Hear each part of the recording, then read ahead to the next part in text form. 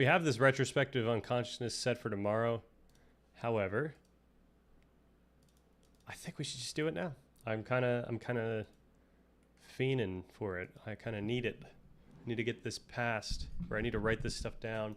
I'm going to try to, as a good exercise, both in convincing myself that I could still do this and maybe convincing other people that I could still do stuff without AI. I think AI might be off limits, at least until the end of this stream. So, because I know there is a conversation where I kind of touch on these topics while going over some of the responses I have in this thread, but I want to first cover a response I have in this thread. But first, I want to kind of walk through the idea I want to consider is like, how could I, in 2 minutes, set up the stage for how I could explain where we kind of ended up in this consciousness discussion. So here are some, let's just give some rough ideas. How do we start? Like the only way that I could start for anyone, let's just say we try to make this argument to anyone. Like we have to start with some sort of intuitive truism. We need to start with some intuitive truism. Intuition, let's just say intuition. Let's not even use the word intuition, such as the intuition that we are conscious. That is something we feel certain about. Okay. Then we point out that we understand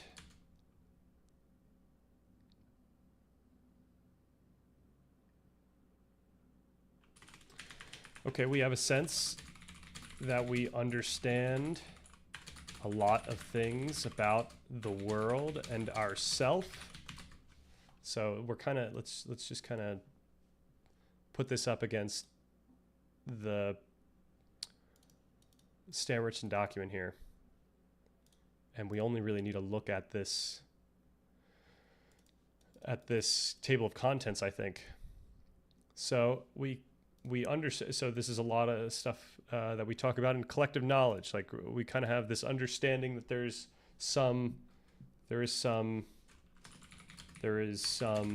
collective knowledge that we each understand, as well as more personal understanding, as more personal perspectives, as well as personal subjective. There is some collective knowledge that we each understand to be objective in some sense.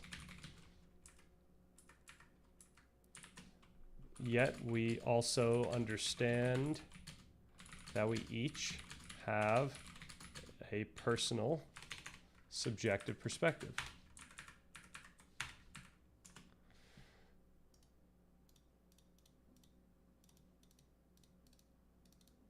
We should say ourselves.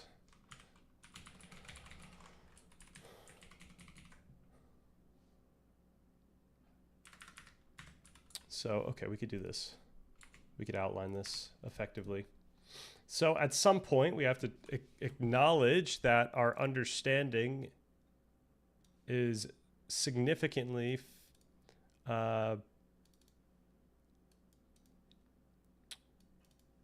consists of information about the physical world, as well as about a quite abstract world.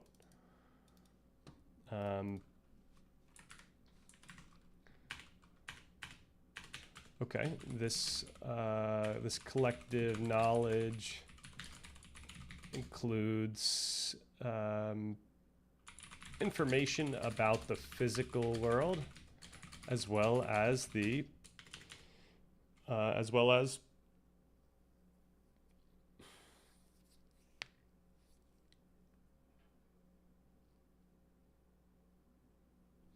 what would be as well as includes science, wisdom, philosophy, etc. All right. So in our collective knowledge of the world thing, we kind of already just say that we at least believe in the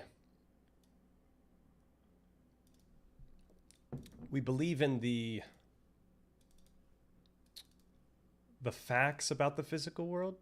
I should say we just, not to say anything about the physical world's role in this consciousness discussion, but we just kind of understand facts, like people who have, the analytic idealist still believes that gravity is something that we measure and it's something that we can predict.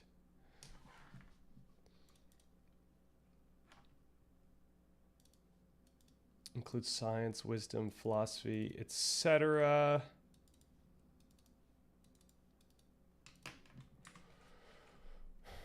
Right, we could literally follow the same progression we have here.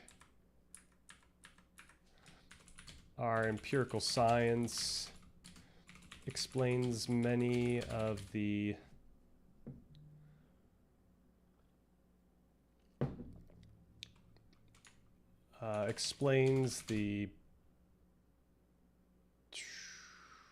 interworkings of the physical world.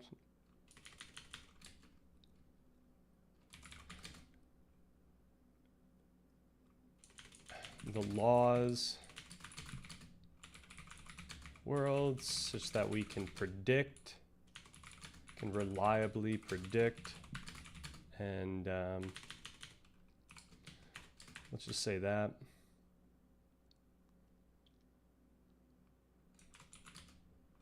Philosophy and wisdom captures more complex, maybe not more complex, truths about social dynamics and social and moral dynamics, as well as, well, our philosophy captures a lot. Oh, this is gonna be tough. All right, maybe we skip ahead for now. Probably more to this, more required for this. Okay, so then what's the next step? Some next step needs to be,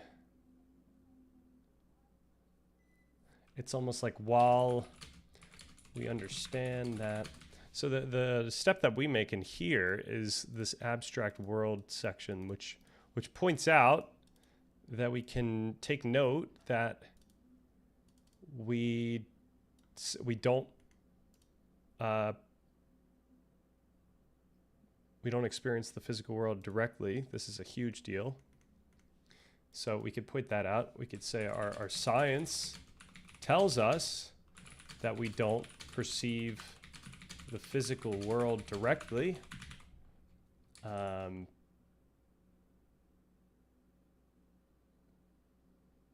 At a mechanistic sense.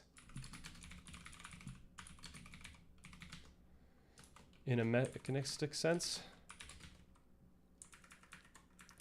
This includes things like perception, what would it be?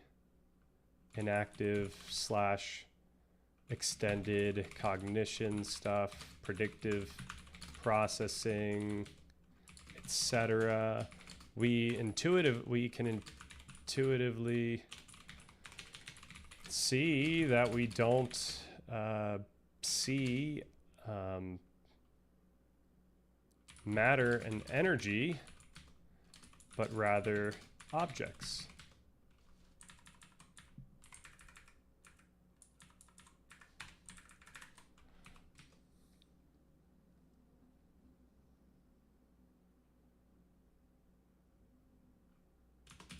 We recognize patterns abstractions, etc. And we can hold these in our minds even when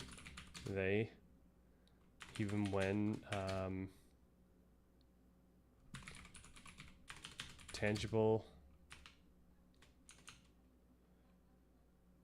Okay. And there's a lot actually we could say here.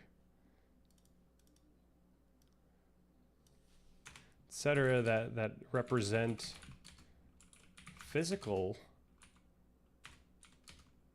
matter as I should say abstractions of physical matter as well as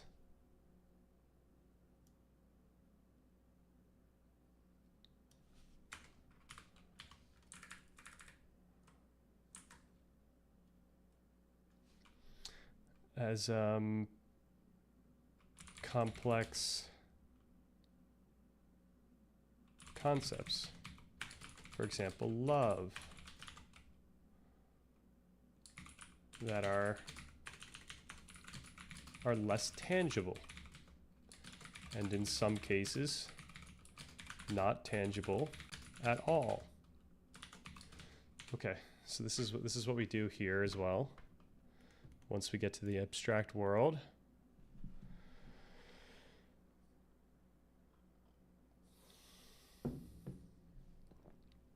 and what do we do next? Okay, we have philosophy. Philosophy helps us conceptualize these more abstract concepts.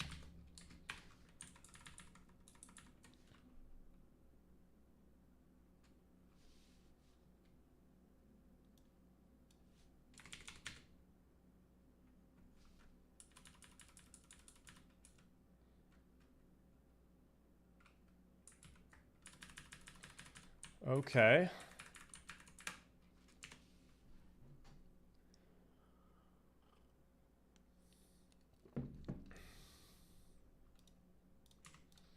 So the next big point, I think, is going to be the one that actually points out that our scientific understanding of the brain strongly suggests that.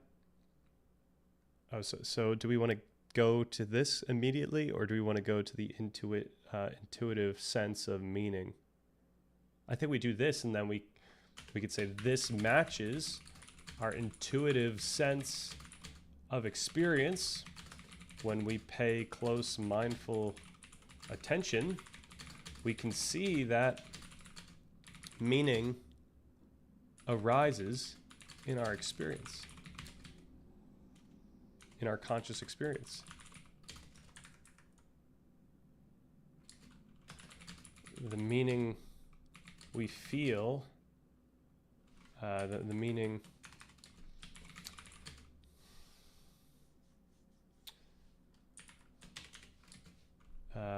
this is a,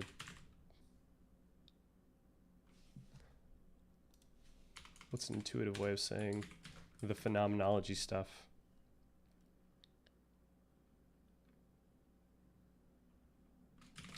We can notice that meaning feels certain ways. For example, how a childhood home might elicit a sense, a warm sense of comfort or not, or distress, depending on who you are. So this is just a basic phenomenology.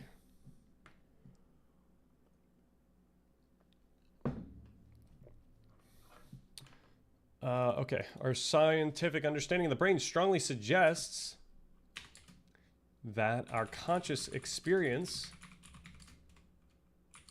is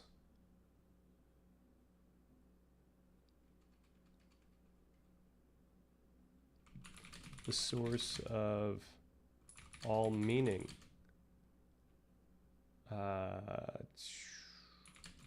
You see, I have to say we experience here, which is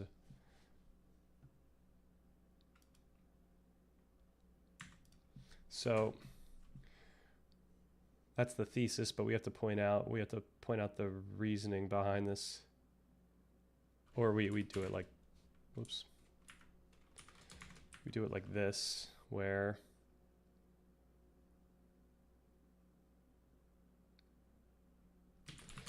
our brain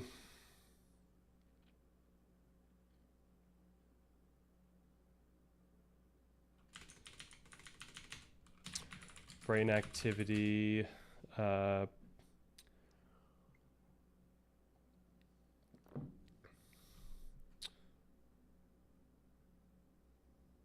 represents functions as signals of complex mappings of information, essentially. And like, you know, Damasio would say this is of state. A predictive processing person might say of prediction, of predicted state. But information, I think, is the right level of. And this is the thing. It's not like brain activity represents signals, because the brain activity is the signals. That's why functions as signals. And the signals hold this information.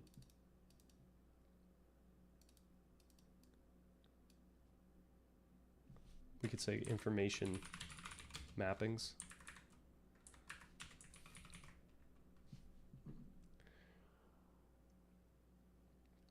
And the mappings word here holds the weight of our whole global workspace theory discussion. Different regions processing different information in idiosyncratic ways. And then contributing to the global workspace, stuff like that. But that's in the weeds. That's too in the weeds for our 2-minute pitch.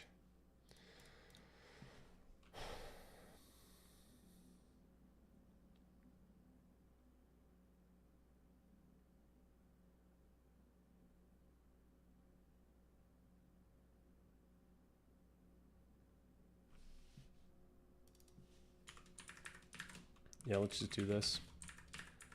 Let's keep it lean.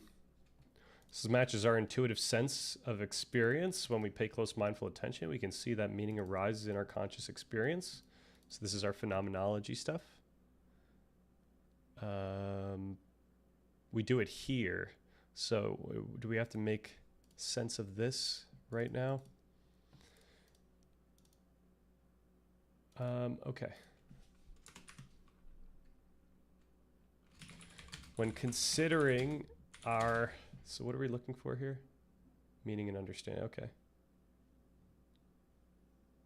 When considering our understanding,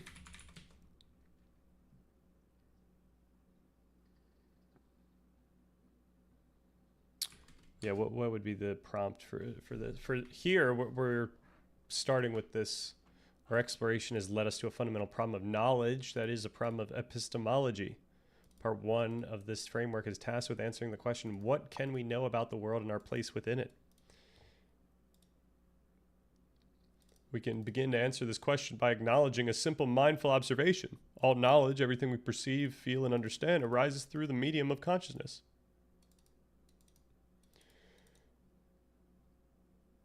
So,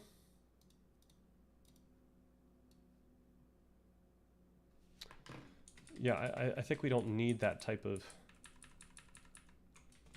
bridge here. We could just kind of point out we want to connect these two ideas, that we don't perceive the physical world directly, or we don't perceive the physical world directly, and therefore what we're seeing when we look at a pen, yo, Filcher, what's good? Been watching a few minutes, just getting up to speed. Yeah, I wanted to test myself to see if I could just create this 2-minute pitch as to our retrospective on consciousness. I'll try to keep it the full thing here. I'm just trying to make the simplest way to walk through these things. And then we're going to get to this failure of labels section, which is where we have to point out that what we just discussed pins us in not under the label of physicalism or the label of idealism or the label of panpsychism. So we have to point out that we're kind of, we have to deal with this with a little more nuance than those overarching camps.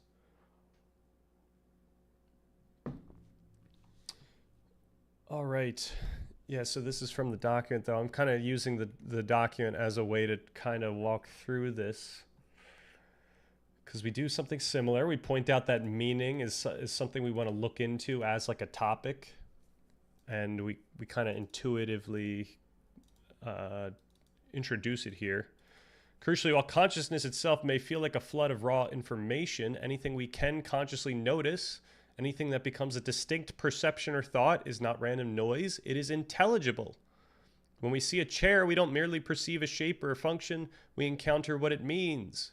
We recognize it as a chair, something to sit on, or perhaps even something associated with a particular memory or space. This meaning is not primarily a quality of the physical matter itself, but is something that arises within the conscious experience of perceiving it. So that's a better way of saying what I was trying to say. Let's just put that one right here. That we can notice that meaning feels certain ways, in the sense that it includes our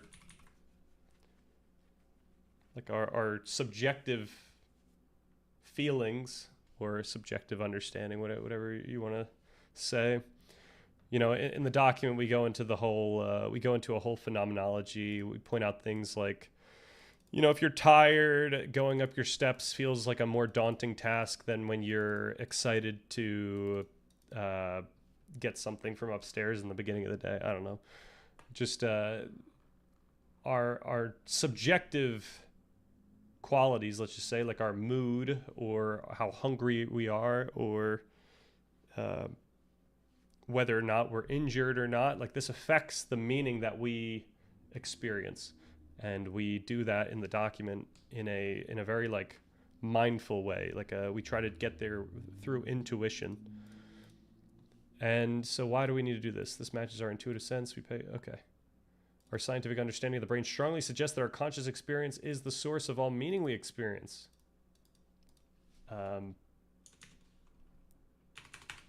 So we could put all this stuff here. This suggests that the meaning we each experience is fundamentally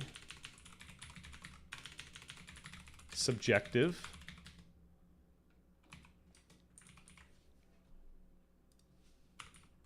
Okay, so we got to that point, and that suggests that makes it difficult to consider what it might mean, what truth might mean, for sure. This makes it difficult to consider what truth might mean. All right, so how do we... So we've already kind of demolished... Actually, you know, is this all we have to do?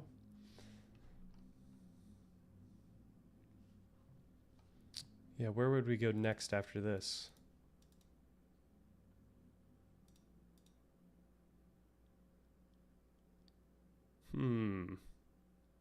Okay, maybe we should just get to the failure labels and then consider what to do after that. So yeah, we talk about meaning as our primary focus. We specifically explore our experience of meaning. Like that's so Yeah, that's what we get to in the document here. We say, okay, let's actually look into what our experience of meaning is like. That's where we get into the phenomenology. And then we talk about the science behind that experience. So we actually did it in the opposite order that I just did it here. Here I said, okay, our science actually suggests that our meaning is subjective, or that meaning arises in consciousness, and this matches our intuitions. And here we get to that, we do intuitions and then we do the science. And we could read this. This will prime us pretty nicely, because this is where this making sense of experience is the concluding section of experience in the moment, where it now ties the intuitions together with the science in a nice way. So I guess we'll be able to know if there's something that we missed here. But having explored how meaning arises in lived experience and trace the scientific processes that shape it, we can now bring these perspectives into alignment. We intuitively experience the world as meaningful, yet this immediacy does not itself explain why it feels meaningful in the first place, why certain things appear obvious, important, or self-evident.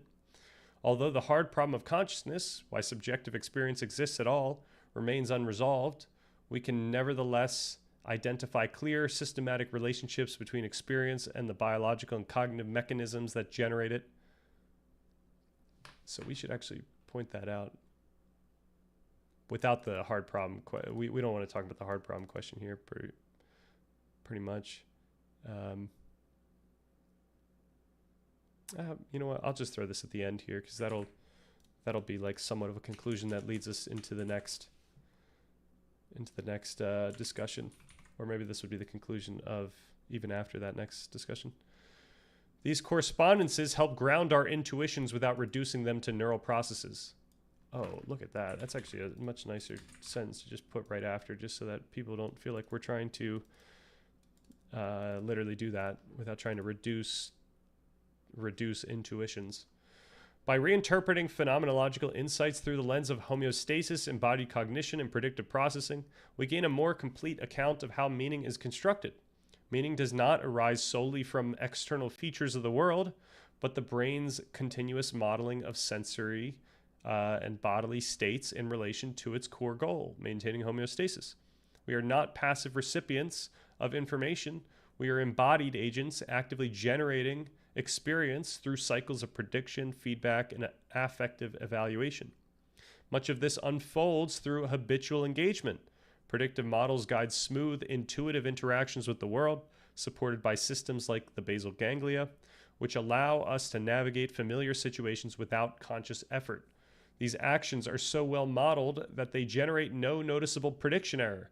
The result is an often unnoticed feeling of fluency or ease, the result of our brain successfully minimizing surprise and conserving metabolic energy. Even when we are not consciously focused, the brain remains active. The default mode network supports spontaneous, inward-directed cognition, linking memory, imagination, and self-representation.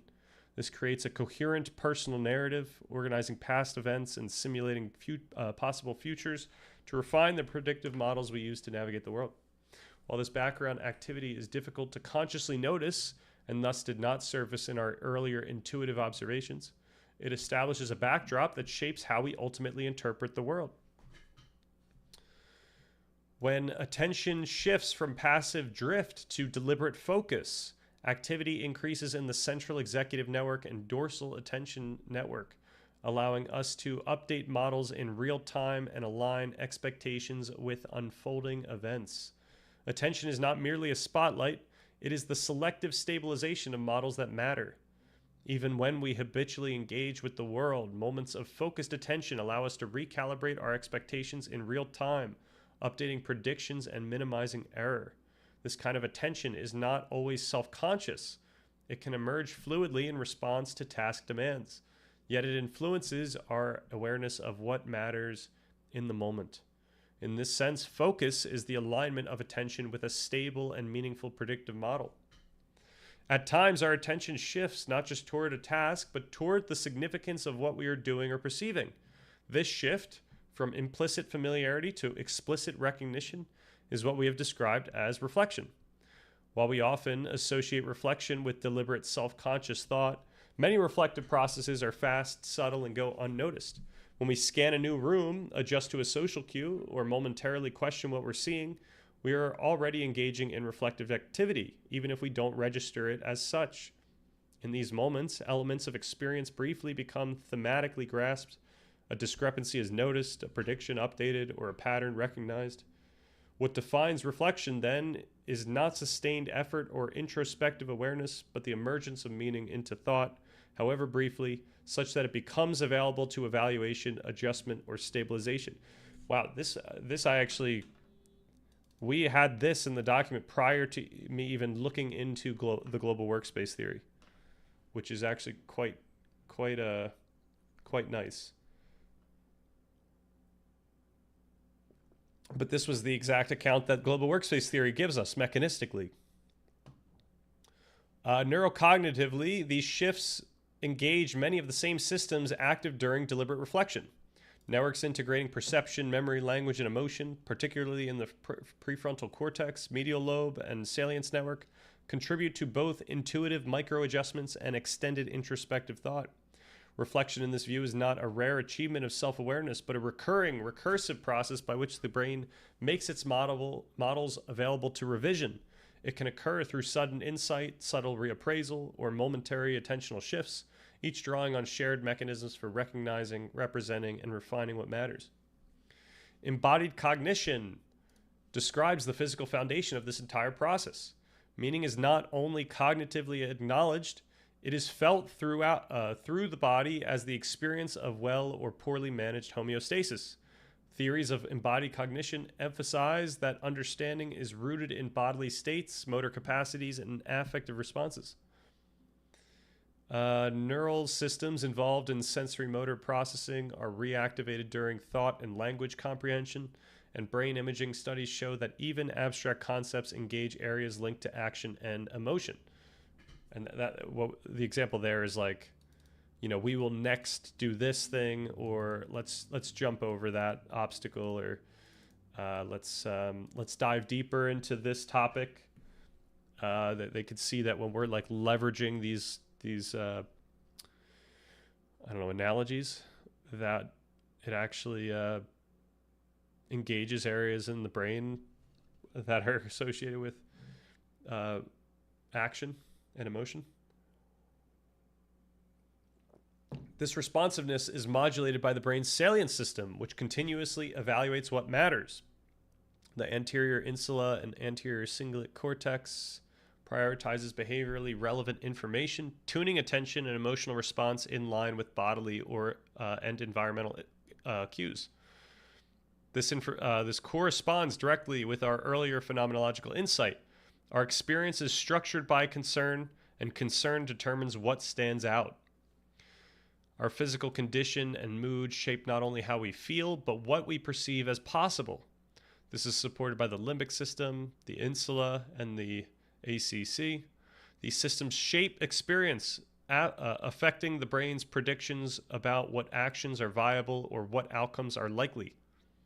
This is why, when the body is in pain, even a short walk can feel daunting, or why a bad mood can make the world seem flat or meaningless.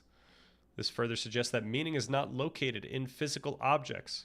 It emerges through the body's dynamic orientation to the world in service of its homeostatic goals. Integral to this whole process are neuromodulators, chemical messengers that shape emotional response and regulate how strongly the brain updates its models based on prediction success or failure. Dopamine, of note, has been closely linked to reward prediction error. When outcomes exceed expectations, dopamine tends to increase, reinforcing the behavior and validating the model. When outcomes match expectations, dopamine levels remain stable. When reality falls short of our expectations, dopamine levels decrease, signaling that something may need to change. How flat and unprofitable seems the world to me. Who said that? Were you referring to the famous speech by a depressed Hamlet? No, that's great. That's really funny. If I can remember, I'll make sure to put a little picture of Hamlet on when I say that. If I ever say that in a video, how flat and unprofitable seem to me all the uses of the world. Wow, that's even closer. Because for the embodied cognitivists, a huge concept is affordances. It's all about what you can do. And we see that. We understand meaning in that way intuitively. Like we know things that we can pick up and we could write with and we could sit on a chair and things like that. There's a lot of the information we have about the world is very much related to our own self and our own abilities. Furthermore, norepinephrine heightens alertness in response to surprise. Acetylcholine sharpens attention and learning in novel situations. Serotonin regulates our tolerance for ambiguity, shaping how open or resistant we are to change.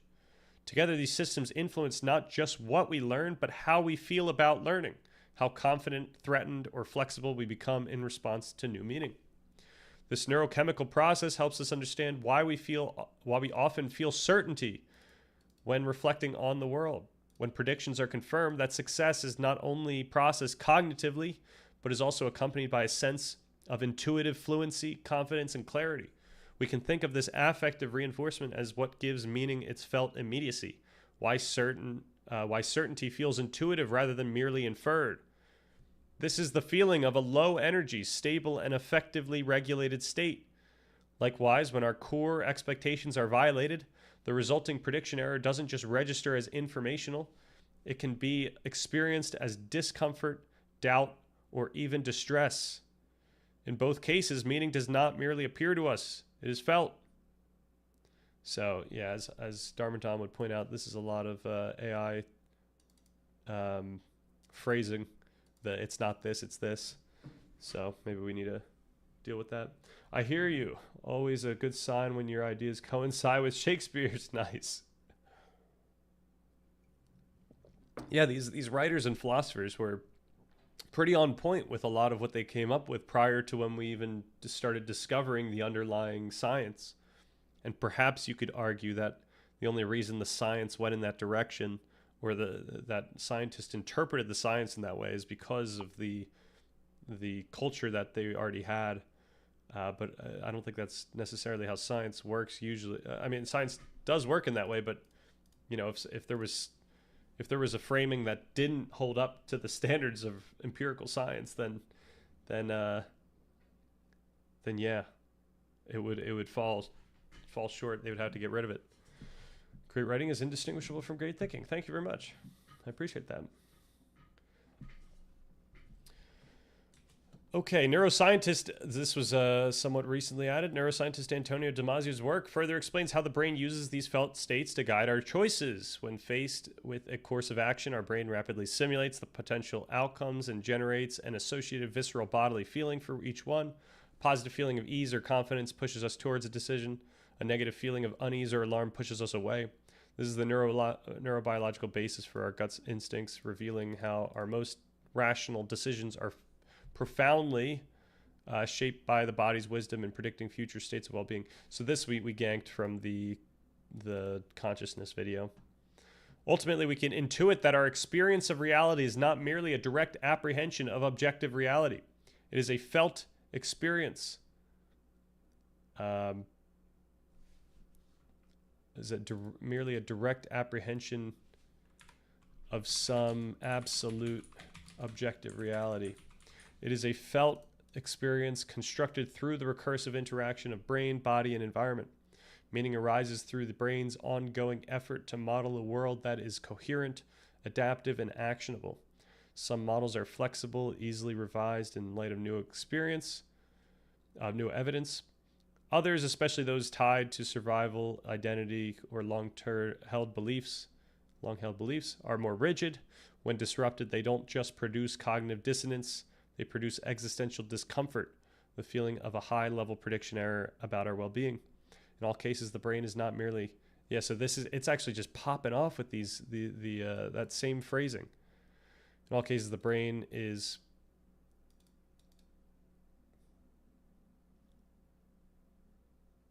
We could do is actively shaping reality. In all cases, the brain is actively shaping reality in accordance with what it expects the world to be. Crucially, these models are not fixed. They are continually shaped by our accumulated experiences, biological predispositions. So this is the other thing that we can point out.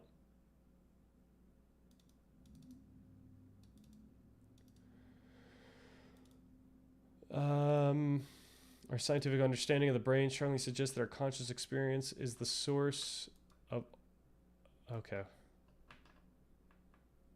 We should chill with this language, actually.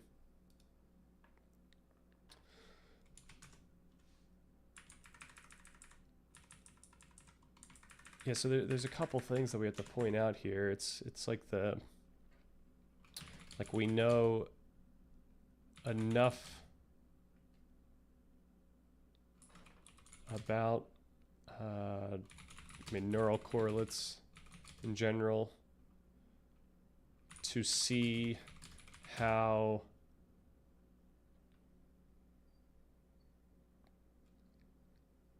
directly the brain affects the meaning we experience.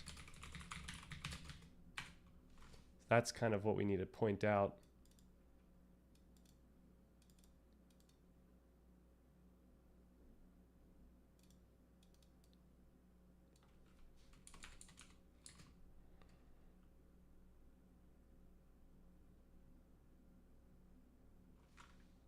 That's the main point here.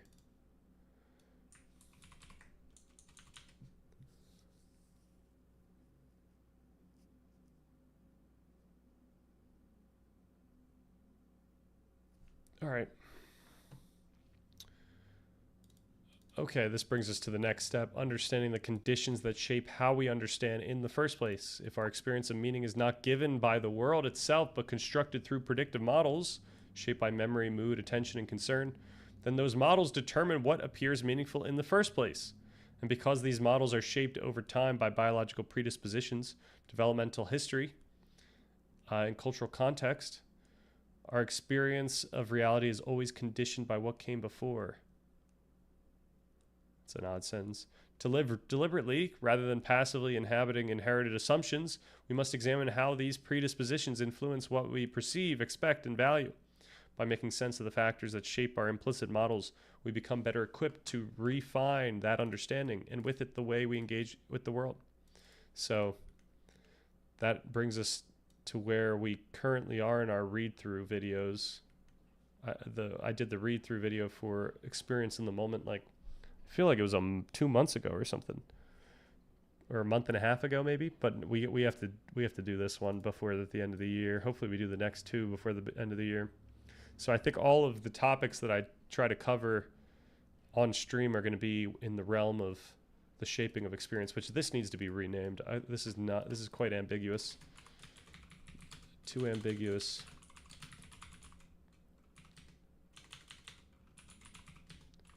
It's something more like a experience over time or something like that.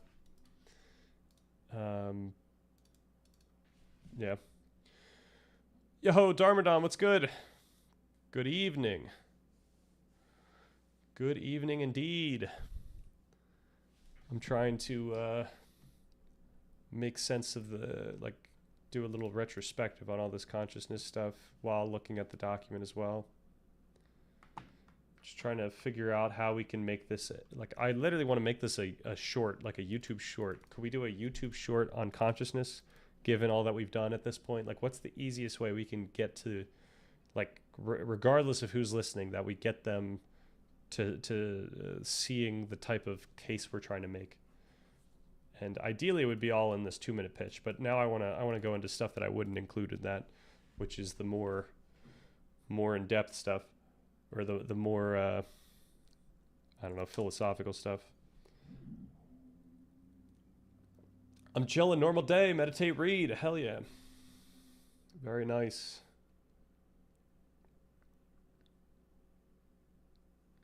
I think I'm up to 10 minutes and 40 seconds. That's where I'm at. So If I'm good, we're 4 days away from 11 minutes, and then we just keep going from there. Yeah, no, it is nice. It's nice to have that moment to get me out of the autopilot of the day, for sure. I always remember that making time feel like it's not going by as quickly. Really stops you in your tracks. All right, so I wanted to respond, or I wanted to point out this discussion I had, which this is so funny. I feel like I'm getting riddled right here. So,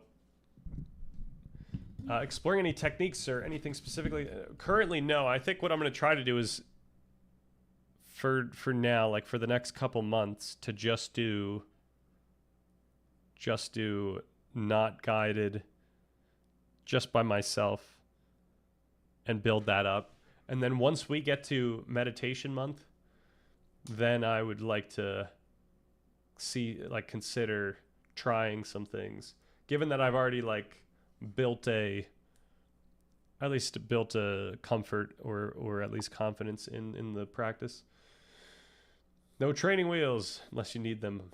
Haha. Yeah, there were definitely times where I appreciated the training wheels, and I always thought Sam Harris did a great job with those. And then there on the Waking Up app, there's also other people who did meditations, different kind of mindfulness meditations, like for when you're eating food and when you're going about certain aspects of the day. But right now I'm just going in raw.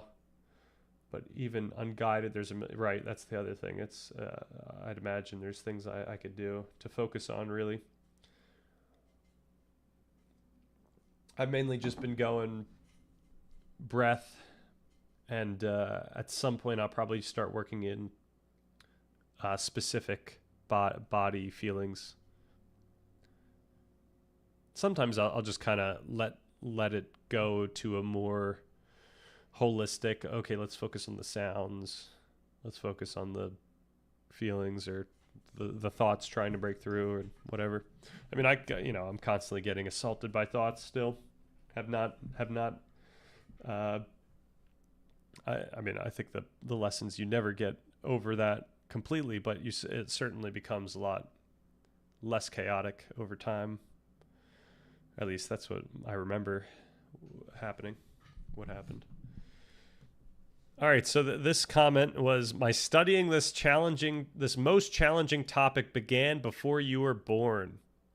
Just an absolute banger way to start this off. And then he said, well, no reason to be here after a gracious 20 minutes. Come see me when you imagine you need to know. Pretty disrespectful, but I wanted to entertain this, so I said I need to know. And so then they said, okay, let's begin with a brief alignment. There are barriers to access. The first is, are you in a camp you understand well? In your camp, does consciousness come from the brain and ultimately atoms? Or is consciousness ubiquitous to the whole environment beyond the brain? Crazy stuff. So then earlier today I responded, in my camp, we could say that consciousness comes from the brain in a strictly conceptual sense. I don't go full physicalist and purport that the physical world is the direct source of our ontology. So, yeah, we should, this is where we want to start porting stuff over here. Oh, this is what I wanted to get to. The notion of, it's too much to do in this 2-minute pitch to get all the way to concepts and understanding. Don't expect that to end. Yes, less frequent, less seductive. Nice, feeling like a smarter part of experience, lighter in a sense. Okay, that's great. It's good to hear.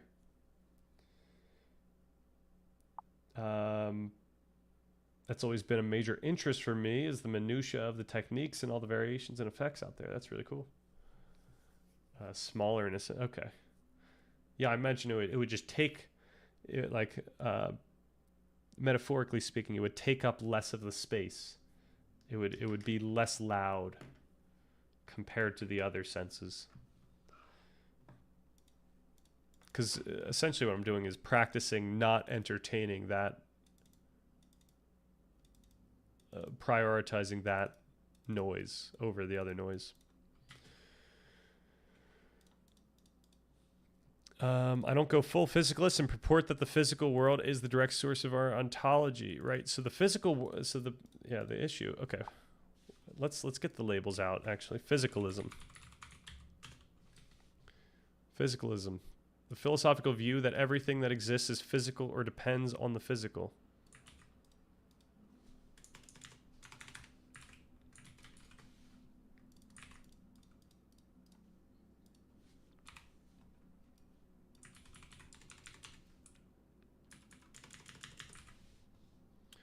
Let's get idealism.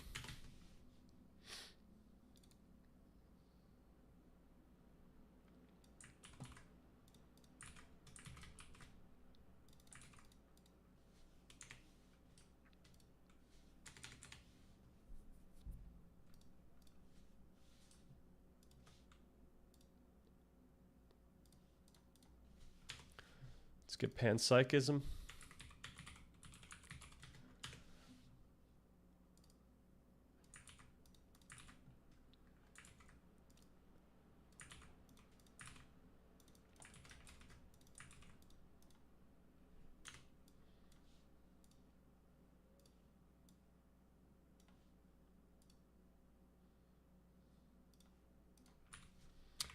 There's another one that I'm missing here.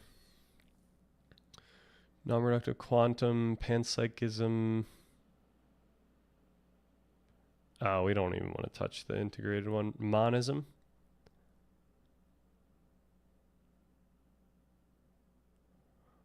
Does idealism not touch on monism? Is that not something similar? Dualism, idealism. Anomalous? Okay. Challenge, materialism.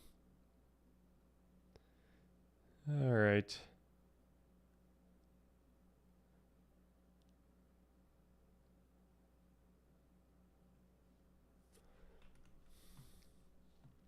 So then I say this is not quite idealist, since I don't purport that our conceptual experience of the world manifest in consciousness is the source of the physical world. It would be too ambiguous to do so. So these are the things I say.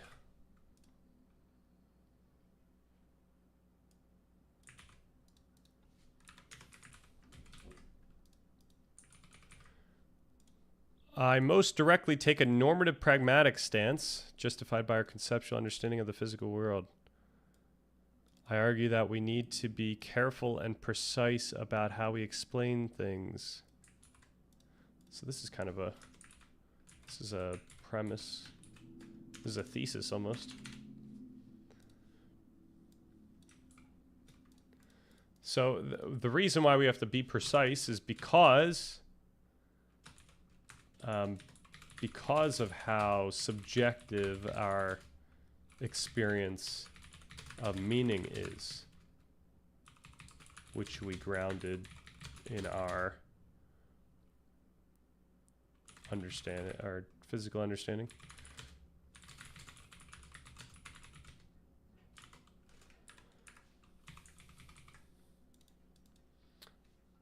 But the issue with the physicalism definition is that it uses exists here. Exists is ambiguous, because we can think of exists in one sense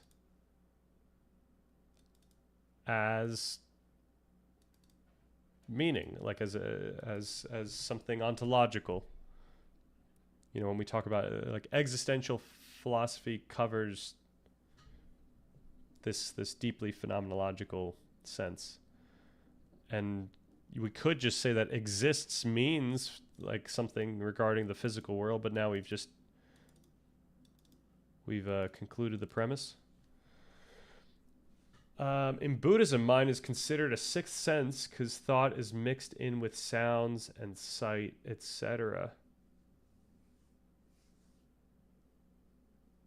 Oh, I see. Right. Yeah. I feel like there's. I mean, when we're not talking strictly in terms of like anatomy and neuroanatomy and stuff like that, then yeah, we could easily intuit the mind as a sixth sense, as simply another, like talking in relation to the whole global workspace stuff. We're considering senses as inputs to the processors in our brain, and as we pointed out, the global workspace is yet another input to the processors. Like, not only does our sensory information go straight to the processors before going into the workspace, but then the information in the workspace gets leveraged by the processors as well. So, also Chomsky's identified problems with obscure or intuition-bound notions. Right.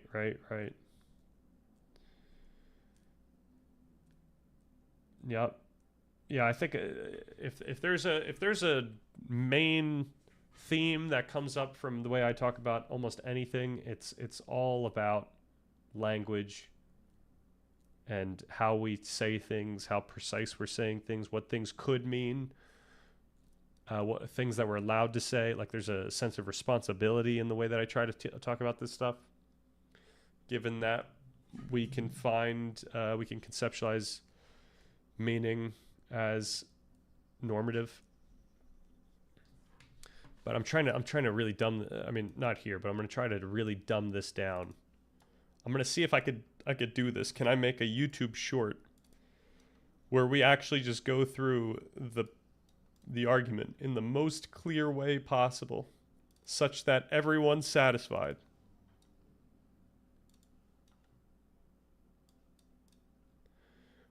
And perhaps we do actually incorporate this. Like, perhaps this is necessary to incorporate because we want to call out everyone.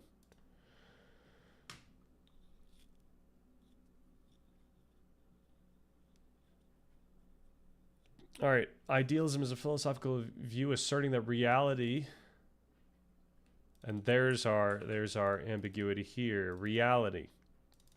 What do we mean when we say reality? Do we mean meaning, what we understand, or do we mean the physical world itself? So this is where idealists can get to the point where they say, well, the physical world actually, like the actual physical world, since the meaning we know about it arises in our mind, therefore the actual physical world is similarly arising or comes into being through our mind, whereas our understanding of the physical world is that isn't the case. And is shaped by ideas rather than material objects. Right. Now, granted, the type of discussion we're having points us closer to idealism than physicalism, even though we're so physically grounded. Like, we're grounding all, like, I think physicalism, like our like physical science derails physicalism. So yeah, physicalism kills itself in this sense. Idealism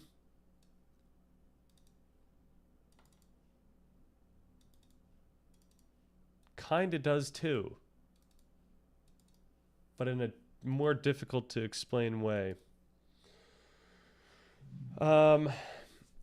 Sorry, context missing now pertains to we need to be careful and precise about how we explain things.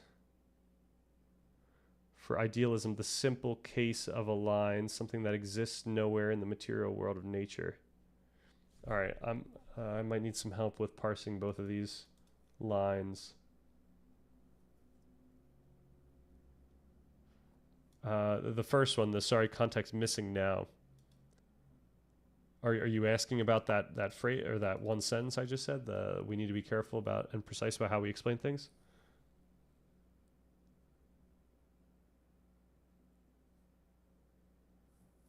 Okay. Yeah, yeah. It's mainly similar to the Chomsky stuff. It's just the fact that I can't assume that the way that I understand the things that I'm trying to say will be understood in that same way by the people who hear what I say. So we have to be precise for the sake of making it more likely for the people who are listening to infer something that's pragmatically similar to what I'm trying to say. That's how I conceptualize what's going on here. We want it to be unambiguous. Precision is like the sword that cuts through ambiguity. And then for idealism, the simple case of a line, something that exists nowhere in the material world of nature.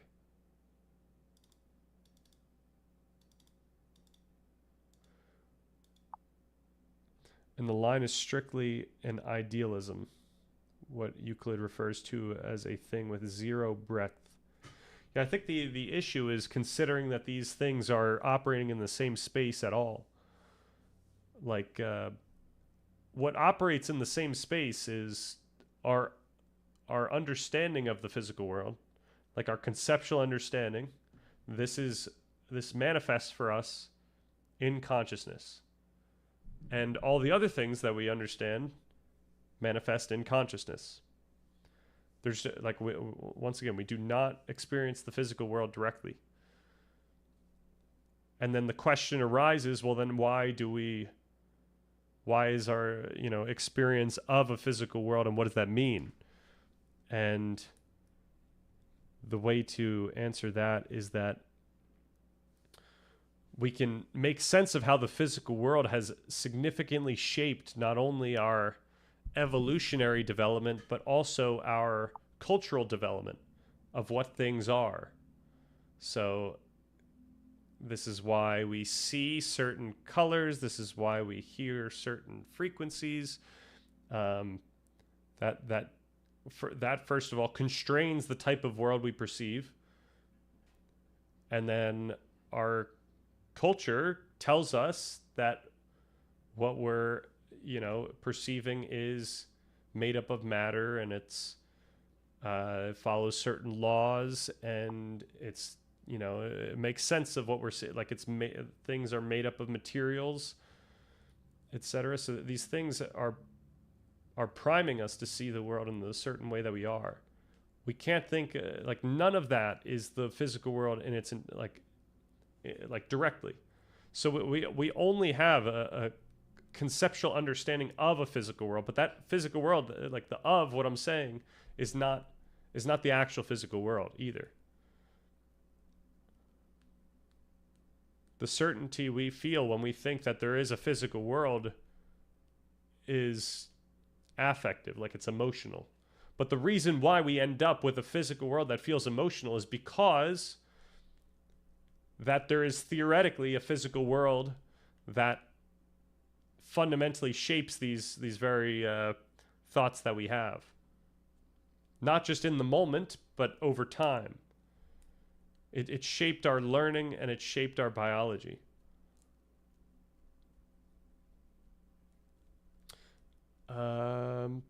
Indeed, but we can match approximations of the sensory world to our idealisms.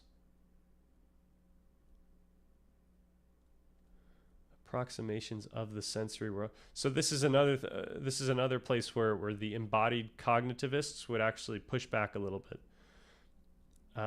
Because of two things. One, because of, we could go in a few different ways. We could go in the way of like predictive processing. Like when we're looking for something, and this is kind of what that section that I just read touches on. We're not like, it's not like we're a camera and we're just pointing in a different direction. Like, even though that's what it seems like what's going on, we are expecting things. Like what we are even seeing in the moment is immensely affected by what we're expecting. So you could say that, like in some sense, you know, it's not like raw information is just hitting us and then we perceive it, and then like we now know what we just perceived. Like that makes it seem like, oh, there is a physical world right there, and then I'm just perceiving the physical world. That's actually not what's happening. Like what's happening is we're already operating under some reality, and that our predicted sense of what is real is always coming up against very specific data that's coming in. It's not just all the sensory data. It's like very specific to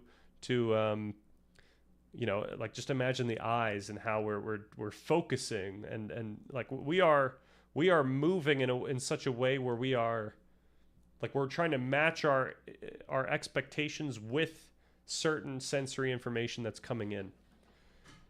So it's never like information filter perception. It's always like, yeah, we're already primed for some way of thinking about the world.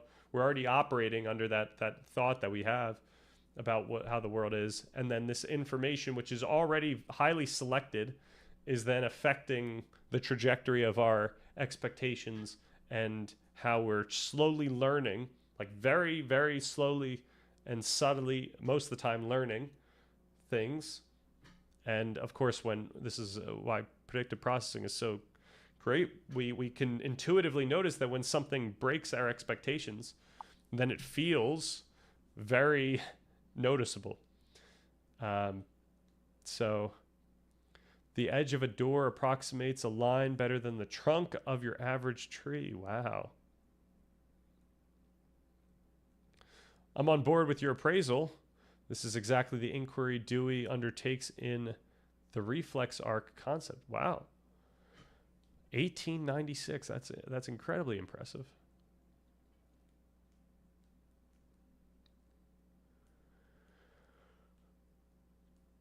All right, we might as well check this one out. What is? Oh, did we get kicked out here? Oh, we got kicked out everywhere. Oh no, this is the same one. We want to try this one. We're in there. Okay, what is the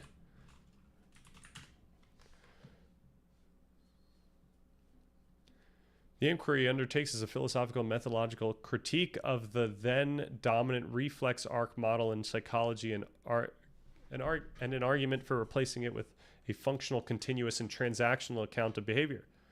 Nice. Challenging the traditional reflex arc conception, which treats stimulus to response as a linear, segmented, mechanical sequence. A stimulus is something external and given. A response is an internal reaction caused by the stimulus. Sensation, idea, and action are separate stages. Right. So is Dewey is Dewey the initial embodied cognition thinker? Because this is crazy. Wow, he's one of the earliest and most important philosophical precursors of embodied, enactive, and ecological approaches to mind. He's a precursor, not an origin. Right, of course, it didn't use the term, but just, oh my gosh, arises late in the next century, way ahead of his time. What makes Dewey a precursor to that? The rejection of mind-body dualism, the organism-environment circuit, emphasizes transactional engagement with the environment. An early version of inactivist and ecological ideas. Meaning emerges from action, right?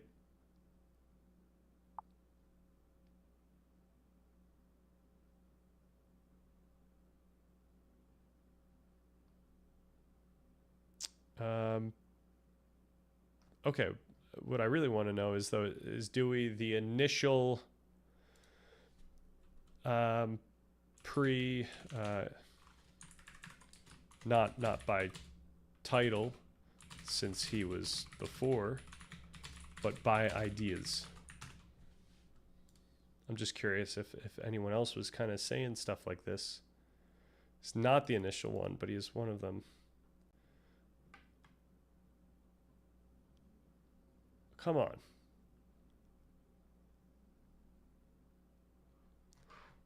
Let's try to get this the initial body cognition adjacent.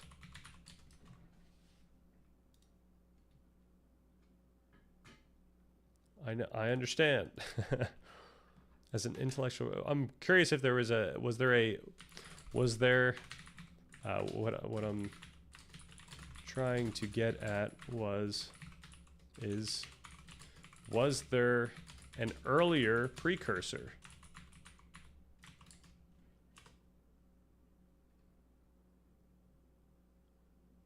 Right. Thinkers who, before Dewey, emphasized mind as active, all this, then Dewey is one of the earliest systematic articulators of that view, but not the earliest precursor.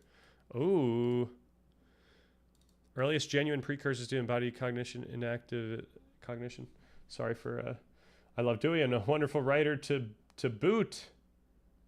The thought experiment that preceded the reflex arc concept was published by William James. Ah.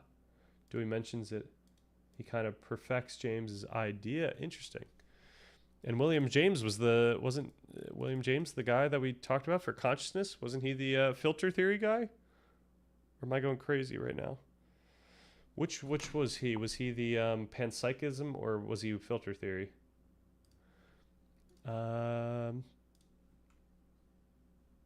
Videos. William James. Yes, James. Two supposed objectives. So this is 1898. This is the most direct source for James's transmission theory, which is a precursor to the filter theory.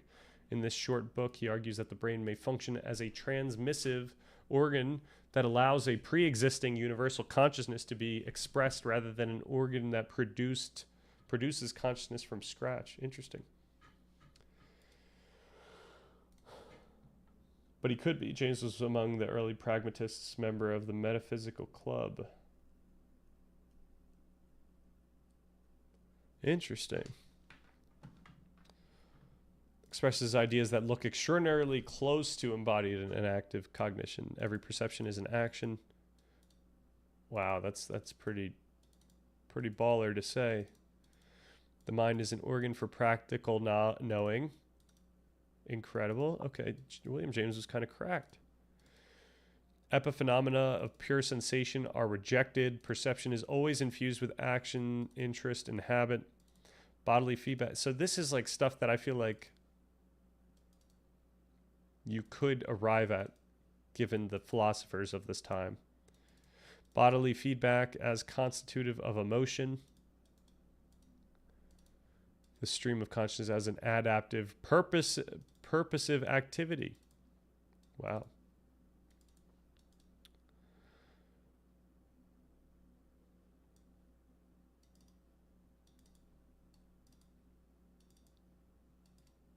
And the famous thought experiment is the child candle thought experiment.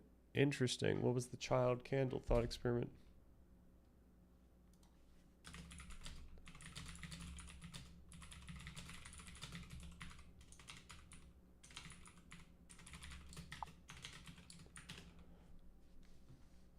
What do we have here? Uses the child and candle example to illustrate why the traditional stimulus response model is inadequate.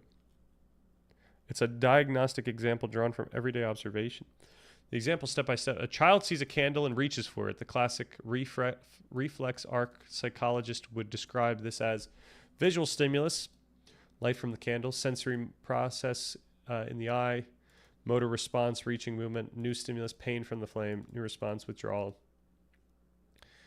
Right, each step is treated as a discrete event. Dewey's reinterpretation, the sequence is not a chain of separate parts. It is one continuous coordinated activity in which stimulus and response do not have fixed meanings. Candle is not a stimulus in itself. To a child who has previously played with shiny objects, the candle already has a meaning within ongoing activity, something to look at, reach for, grasp. Thus, the same physical object would not evoke the same behavior in a different context or at a different stage of learning. So the stimulus is not purely external. It depends on the child's current activity and interest. The reaching is not simply a response, right? And then the pain from the flame is not an entirely new stimulus either. It is part of the same coordinated activity. Because when you feel that pain, or even before you consciously feel that pain, your brain is making sense of that information in relation to the activity you were already doing, in relation to the expectations that were already at play, which include your actions. And so, yeah, so it is that continuous reorientation,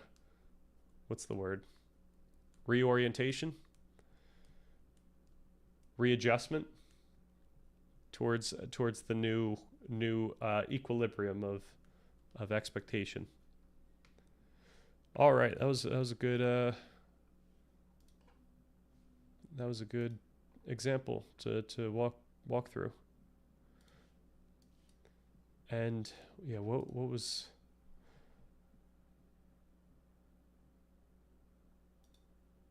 I forget what we were talking before that, but I think we were going through these.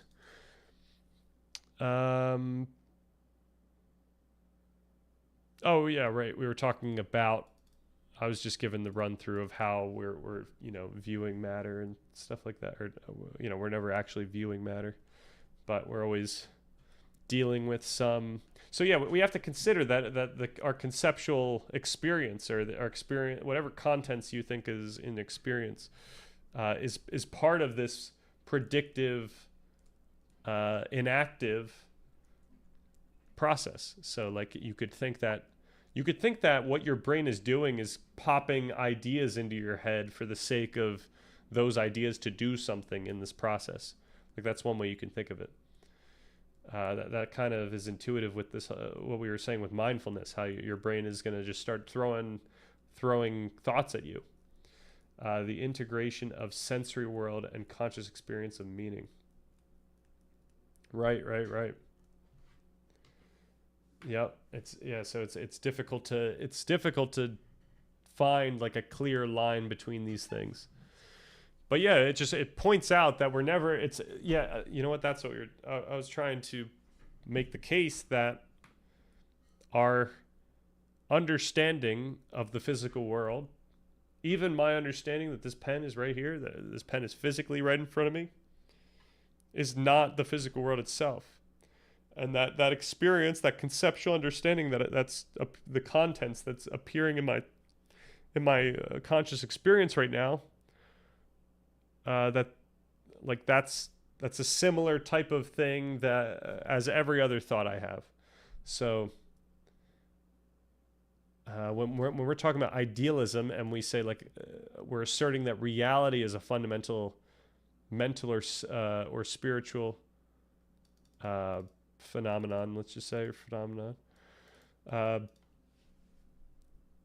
That's what we're talking about. We're talking about the contents of my experience. Now, what I try to really point out, this is, I think, the bridge that allows people to make sense of what's going on here, is like that experience feels a certain way, that it comes with this feeling. That's why when I see that this pen is right here, I'm talking about this pen as being right here, or if I think about any fact about a pen, like the affective component of this emotional component gives me the conviction of the certainty in that thought. It's not like we just know things. It's not like we can't just discount what knowing something means. Like that's the real difficulty. That's why we have to go into this whole phenomenology of meaning. knowing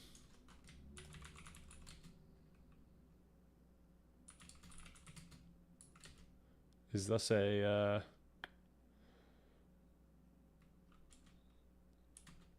experience. I'll just put that there. I'll clean that up. That needs to be said better, but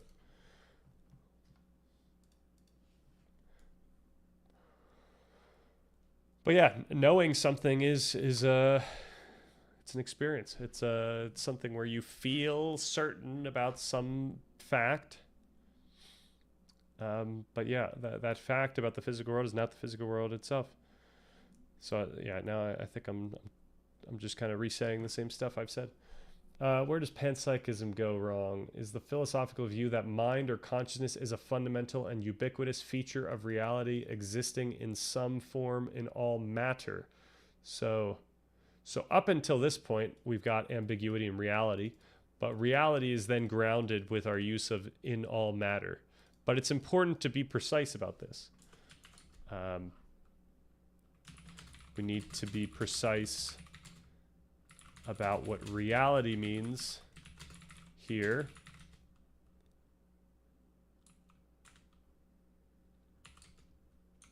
And given that this definition closes with in some form in all matter, then we can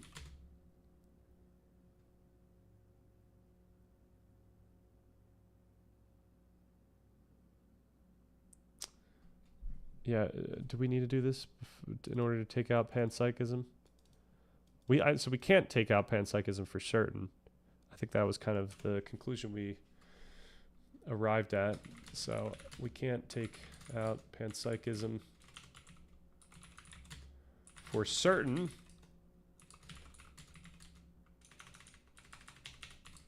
It is still possible. It's just that nothing... it's just that our science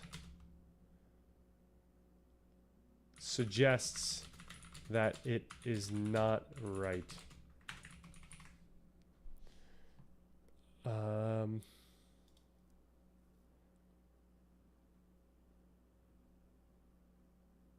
So funny enough, panpsychism has actually more possibility than physicalism and idealism.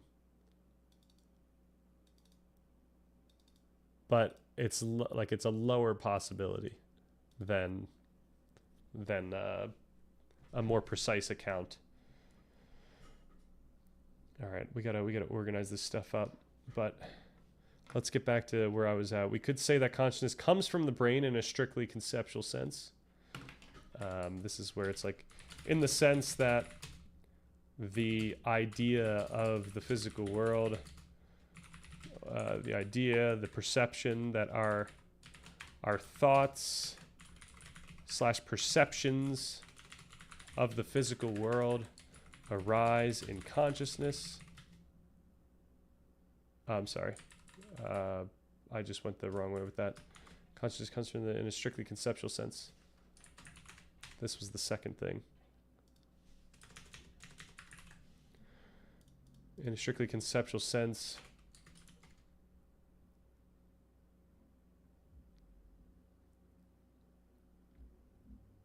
this is tricky because it's like in the sense that our conceptual understanding of the physical world, which arises in consciousness,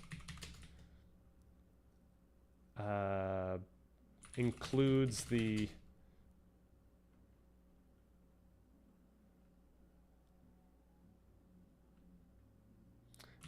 conceptual facts that imply that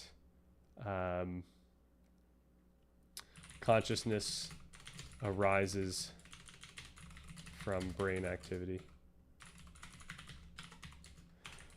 Okay. I have a new theory of consciousness. Let it rip.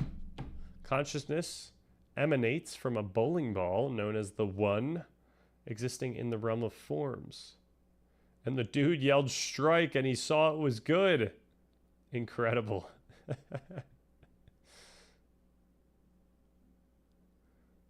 I would say that is possible, but it's less possible than panpsychism, which is already not incredibly likely.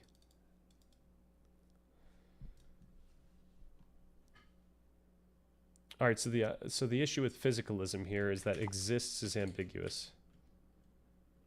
The issue is that exists is ambiguous. If we are referring to what appears in consciousness, then this description would be inappropriate. If we are referring to our conceptual understanding of the physical universe, then we are simply, what is it? Is it concluding the premise? Concluding the premise.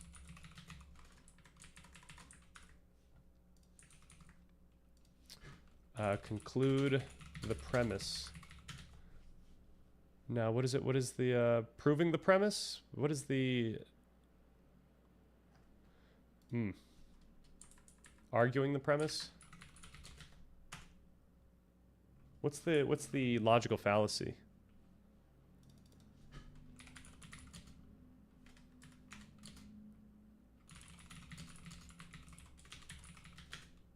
Whoops, I just butchered that. Begging the question, also known as circular reasoning. The conclusion is, okay, begging the question. Begging the question is not clear, though. I feel like we should call it something. Which the premise is assume the conclusion. Oh, I see.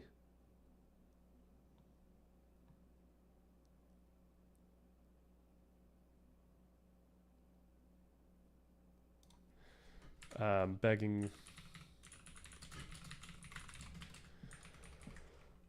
Okay, I'll just do that. Okay, so the issue with idealism, or at least this definition of idealism, the issue is that reality, as a philosophical view asserting that reality is fundamentally mental or spiritual, is that reality is ambiguous. If we are referring to all thoughts, our conceptual, the contents, all contents of consciousness, all thoughts and meaning, in other words, all the contents of consciousness, then this description is apt. However, if we are referring to what those contents are of, then we can run into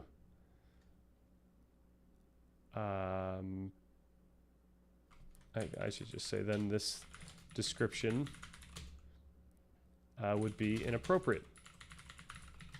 Just following what I said previously.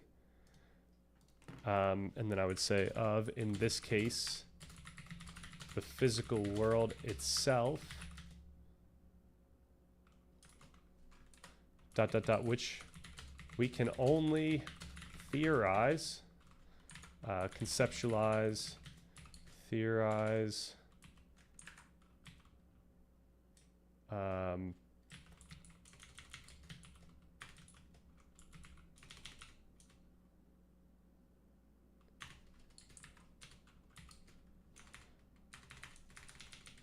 actually, I would just say only experience conceptually.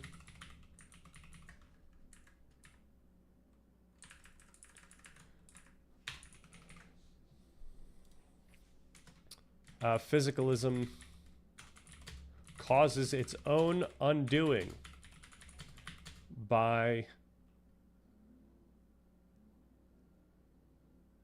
relying on the the truth of the physical mechanisms that point out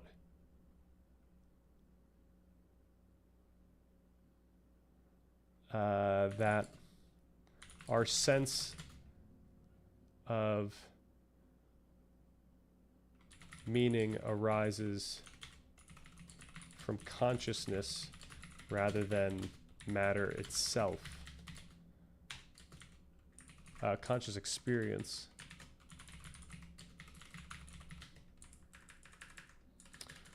And then idealism causes its own undoing by relying on the truth of the contents of consciousness, which are all subjective, contingent, and speculative. This is kind of the route that we go in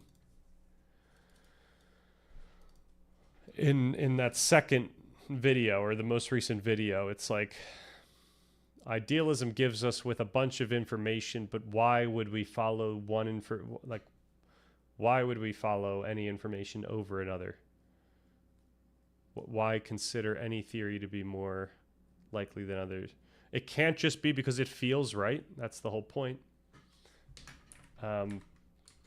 We can't simply rely on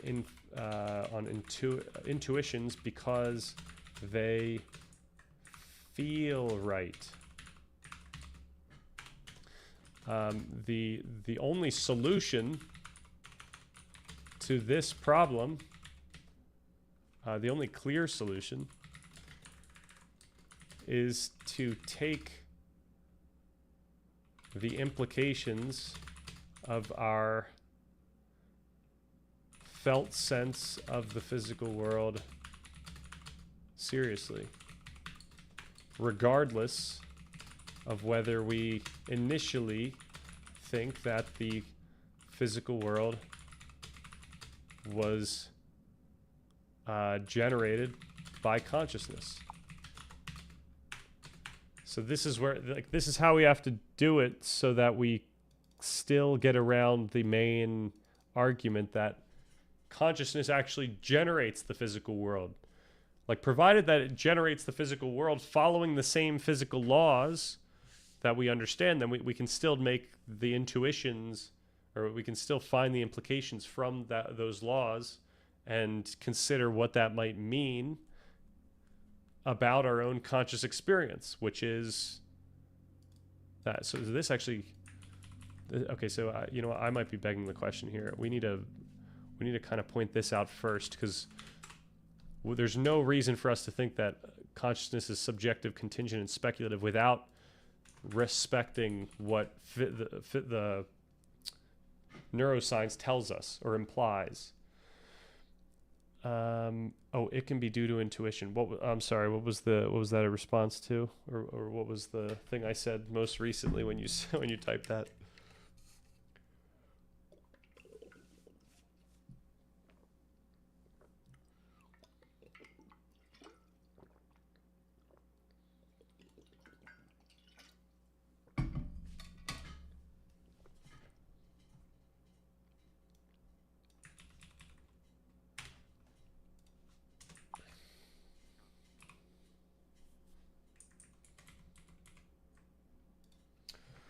As for logical fallacies, there's also non sequitur, where the consequence doesn't follow from the antecedent. Yeah, I feel like non sequitur is kind of like the all-star of logical fallacies. Like, it kind of covers like almost everything. I feel like logical fallacies often also just act as non sequiturs. We can't simply rely on intuitions because they feel right.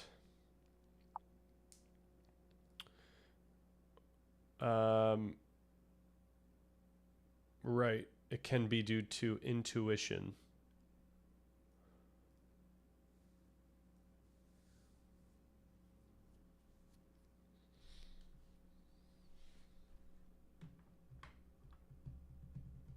So, are you saying that we should just rely on intuition?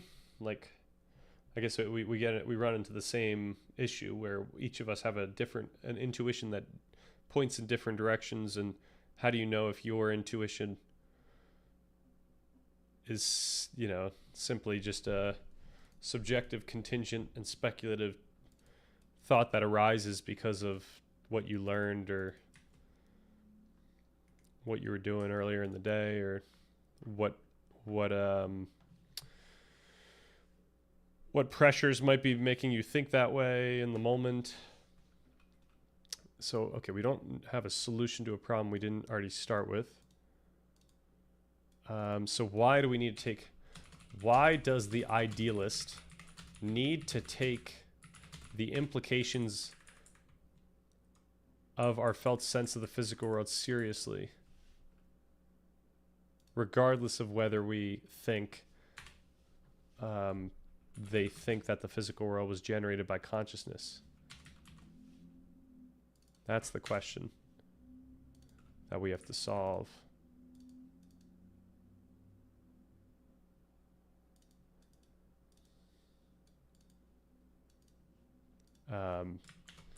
Contents, consciousness, not the physical world itself. Seriously.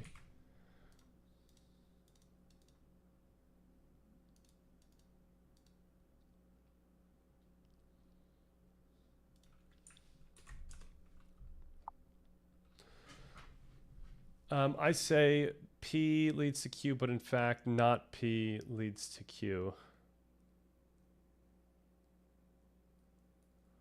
Oh.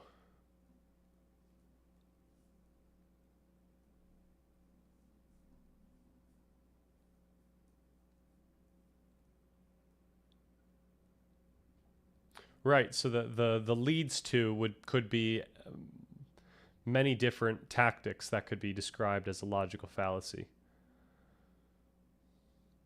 What do you rely on instead of intuition when it comes to adopting certain philosophical arguments? Well, that's the main question. That's where I made a very tricky argument in Consciousness Part 2. And it's one that I can only arrive at because, like there is a difficulty here where I have to leverage now something in my current conceptual understanding to act as some way of getting me towards this. But I think the argument's coherent, but it's still just it's an argument. That's all it is. What do I say? What do we say here?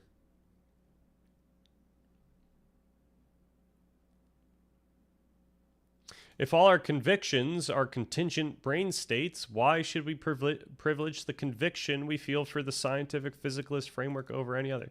So, once again, I kind of feel like it was a real error to identify what we were trying to say as physicalist. Like I should honestly redo this entire video.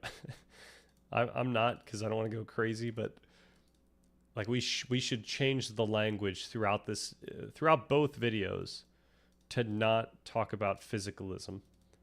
It's just too ambiguous. It's like I'm trying to argue a very nuanced, non-physicalist, non-idealist framework, and I'm using the word physicalism. The pragmatic answer must lie in a discernible heuristic. We cannot trust a raw, unvetted intuition, but we can trust the specific conviction that arises when a framework compellingly communicates its own alignment with our internalized standards for logic and evidence. So the idea is, imagine you have an intuition, and then you ask the question of, why do I trust this intuition?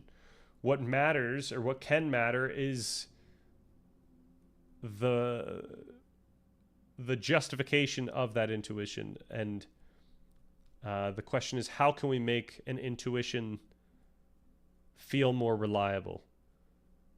And what's necessary is some sort of method or responsibility. That's really it. We need a responsibility of something. Like, what should the responsibility be, though? And I'm just kind of leveraging my own conceptual understanding of things, pointing out that, hey, like we usually use the scientific method when or not the, yeah, I guess the scientific method when we're trying to come up with empirical truths, not just truths about the physical world, but this is like truths of, when we're making sense of a population's interests, or we're making sense of you know what design on a website is most compelling, and people do A/B testing. Like we follow a certain method that allows us to justify the decisions that we make.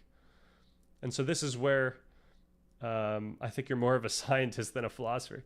This is quite philosophical. Like this is how we have to go about doing this. So it's not just the standards of empirical science, but it has to be also logic. So yeah, standards for logic and evidence. So evidence, you might say, is like, this is the empirical science side. Logic is the logic side. You need the logic. You need the evidence. You need to know, obviously, the logic of evidence. But what was the is it for? So this is where reasoning comes into play. So this is why, really, at the end of the day, I'm not most focused on the science. I'm most focused on pragmatism. This is why I would say at bedrock, what I'm trying to push is a normative pragmatist framework for understanding consciousness. It's how can we talk about consciousness? What frameworks or what descriptions of consciousness are we allowed to say? That's where I become fundamentally a philosopher here.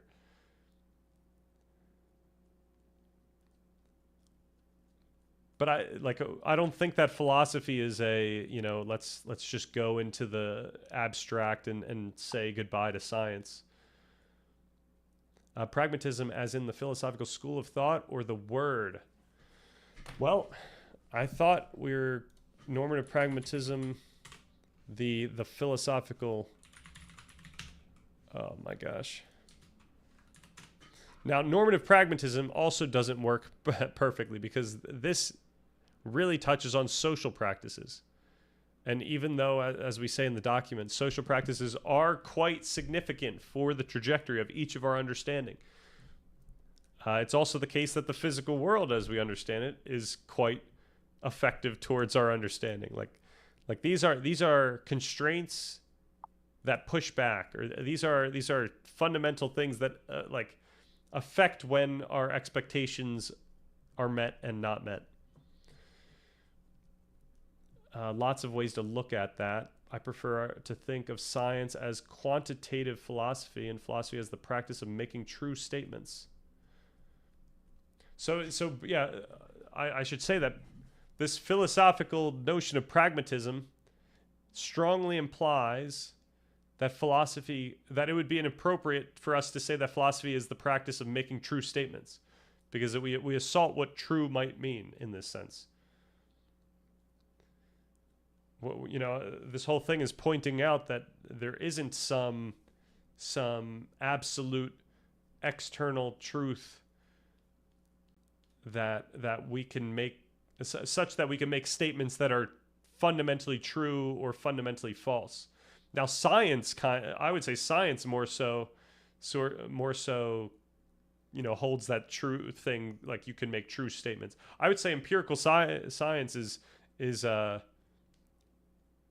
the practice of making true statements.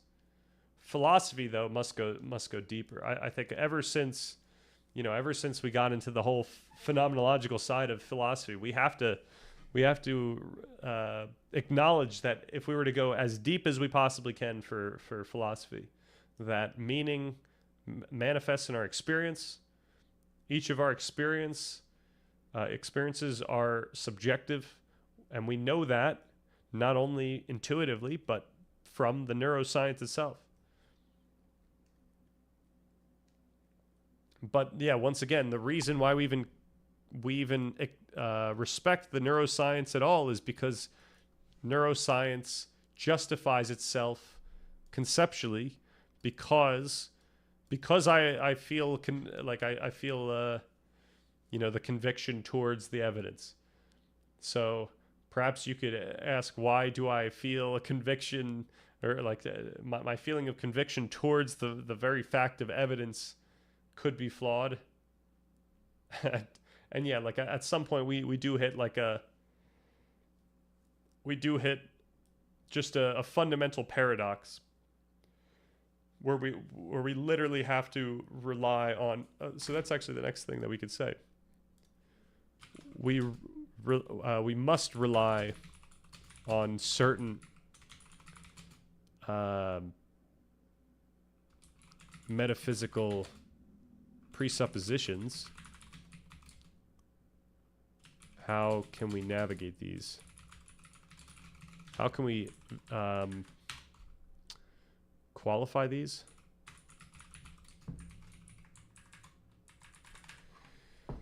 Yeah, the issue is that this is such like a difficult philosophical topic. This is a complex topic here. Like the only reason why I feel like I intuit this topic so easily is because of the existential philosophy mixed with the linguistic normative philosophy, mixed with now what we've been learning about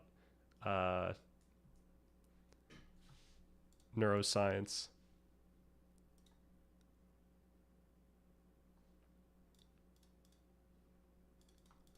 But yeah, the document's all about pointing out how our experience of what is true and what is false is fundamentally subjective. Like that's the whole thing. That's the whole deal here.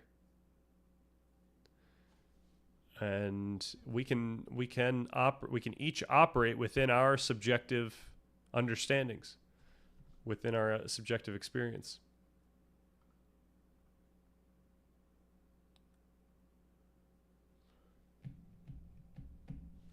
The alternative is to make undecidable statements or false statements in our philosophy. Right, so the question is, what types of statements ought we make in our philosophy? And this is why I try to make not true statements, but to make appropriate statements, if that makes any sense. To make normative statements. We ought to say this. We can say this. We can't say this. We shouldn't say this. Do I think elephants philosophize? I don't know what philosophizing would mean without sophisticated language. Now, if philosophy just means experiment, because I feel like that's what philosophizing ends up just being most fundamentally. We're just experimenting with thoughts. Would they I don't know if elephants experiment. Like, would an elephant try something just to see what happens? Then I would say they philosophize.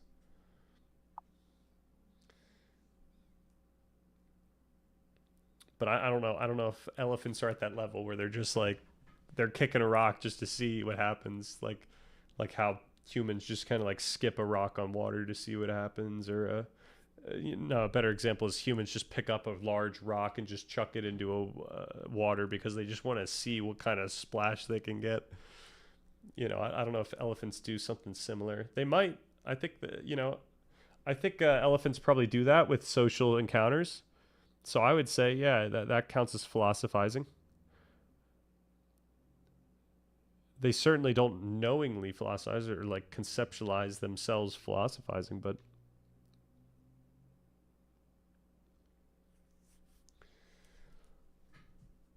yeah, I'm going to say there's elephant philosophy. I would say that then all elephants are philosophers in the same way that all humans would then be philosophers.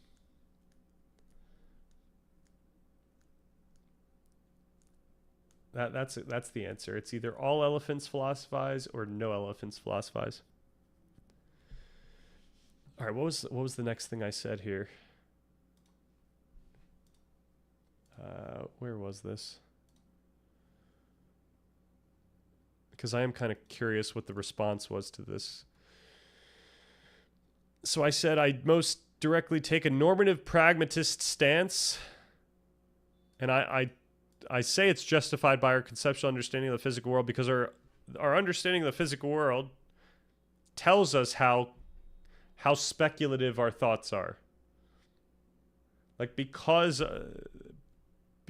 consciousness is appearing in each person's brain, and because we can make sense of the fact that we each understand similar things in theory because of the similar pressures and because of social negotiation.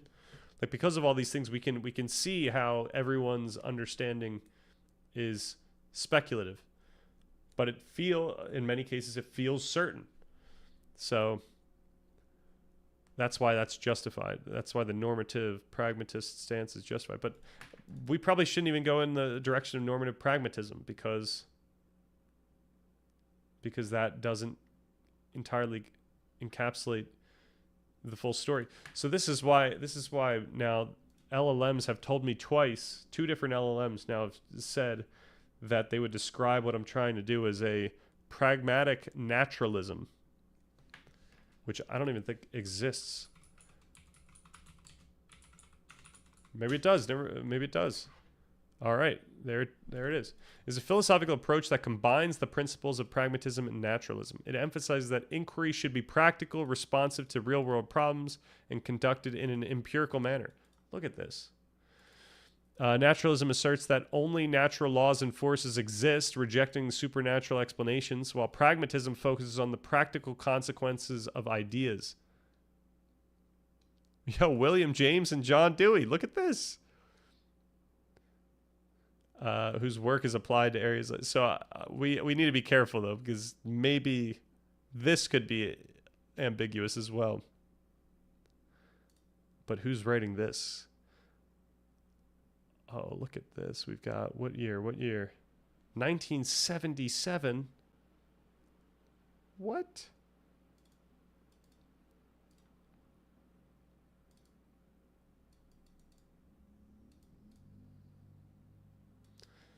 All right, what would ChatGPT say unprompted? Can you explain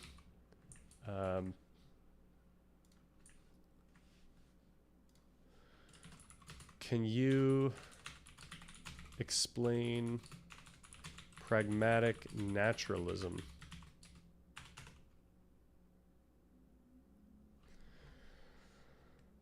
That tries to combine two commitments. So we don't hold naturalism, actually.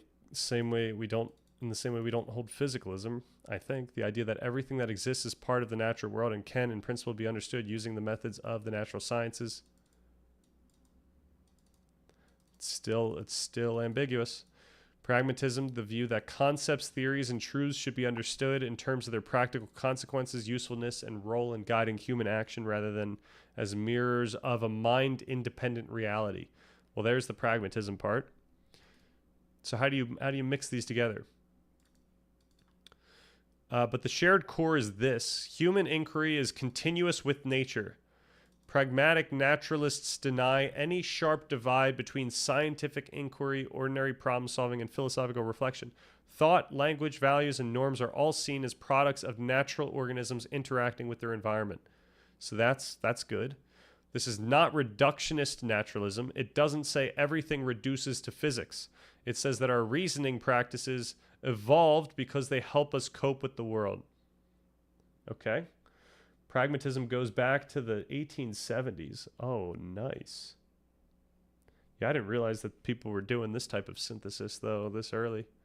That's kind of crazy. And how does this stuff not get picked up? There has to be some like difficulty in these ideas, or something that could be easily attacked. Some premise or some axiom that's held.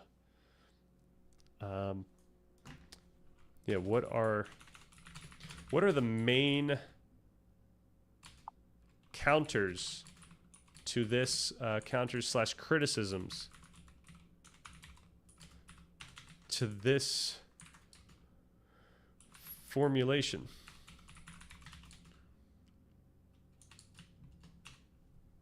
All right, truth and meaning are practical, so this is actually something I wouldn't want to stress on. Like, I wouldn't say that truth and meaning are practical. I wouldn't go in that route. I would say that communication is practical.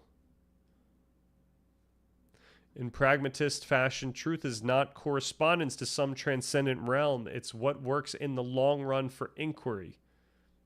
Meaning arises from how ideas function in experience, how they help us predict. So that's everything else here was fitting what I say usually. I just don't like this heading. Values belong inside the natural world. Traditional naturalism often has trouble accounting for normativity. Pragmatic naturalism argues that norms emerge naturally from human practices rather than from supernatural or metaphysical sources. Values are as real as facts insofar as they are indispensable to human life and inquiry. That's all great. That's all good stuff.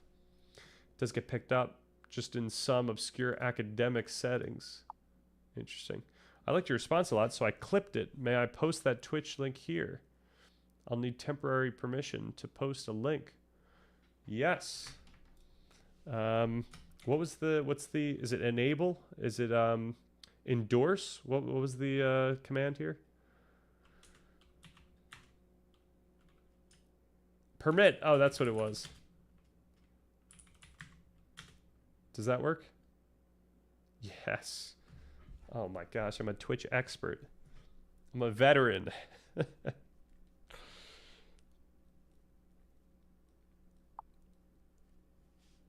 All right, what do we got here? So this is just me a few seconds ago. This is exciting. I don't think we've ever watched a clip. Or false statement. The alternative is to make undecidable statements or false statements in our philosophy.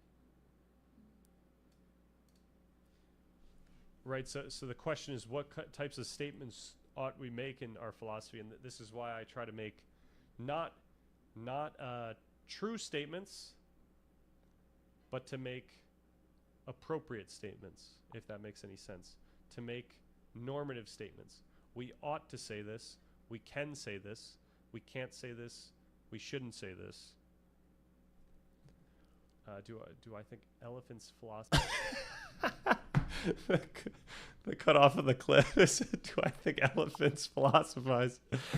Oh man, I like this systematic view. Well, yeah, so this to me, this is like highly pragmatic. Like this is how it just plays out in the world. Like, yeah, norms are like what we understand is conditioned, and it's conditioned in a way where it feels as though it's something we ought to say, and that's as far as our predictive processes are concerned. That's how it feels as well. I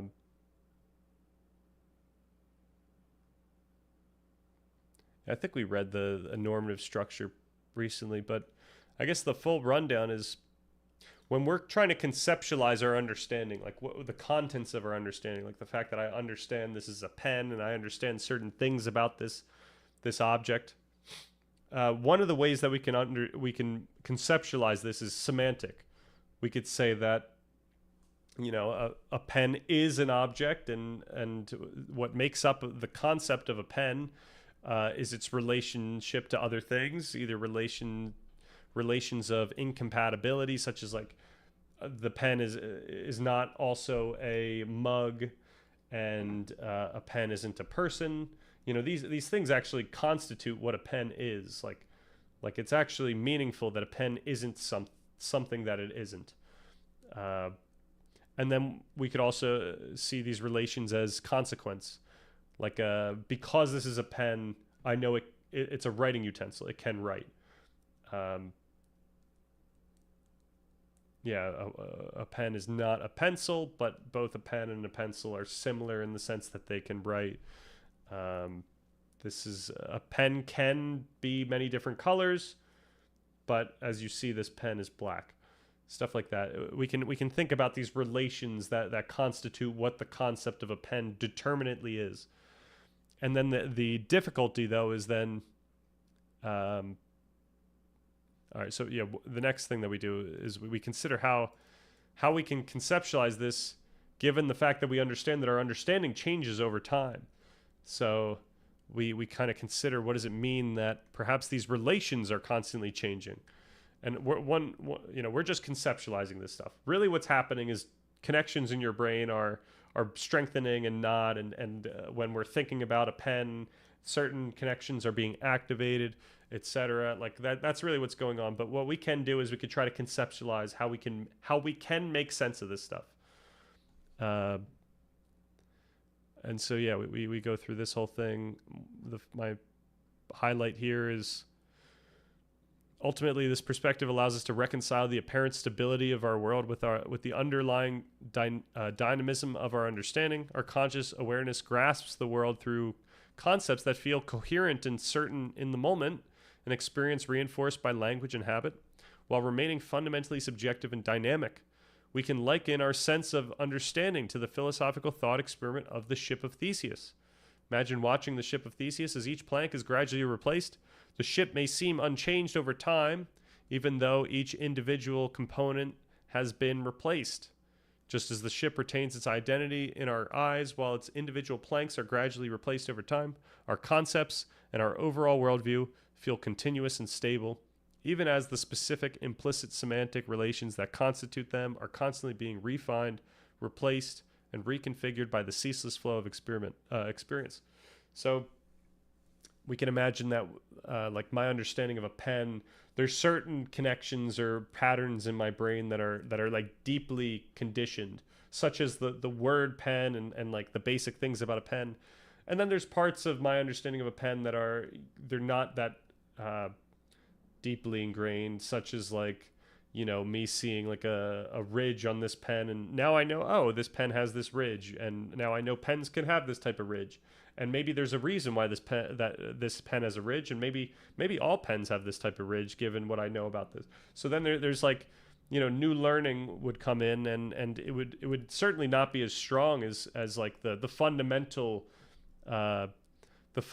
connections that really make the experience arise of, oh, this is a pen.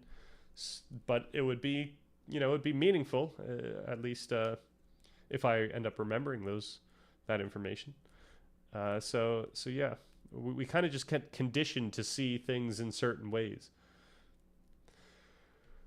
The cutoff was absolutely intentional, very nice. I have problems with it, but this isn't the forum for that. It gives me a juicy straw man to have a go at. Yeah, let it rip. Give it your all. And perhaps there's a way, like perhaps there's just a way to rectify it so that they both work. A philosopher, scientist, and mechanic each must build a car to win a race. The mechanic, having worked on cars for years, has a general understanding and builds a decent car. The scientist, being educated in the sciences, builds a car of similar, slightly better quality.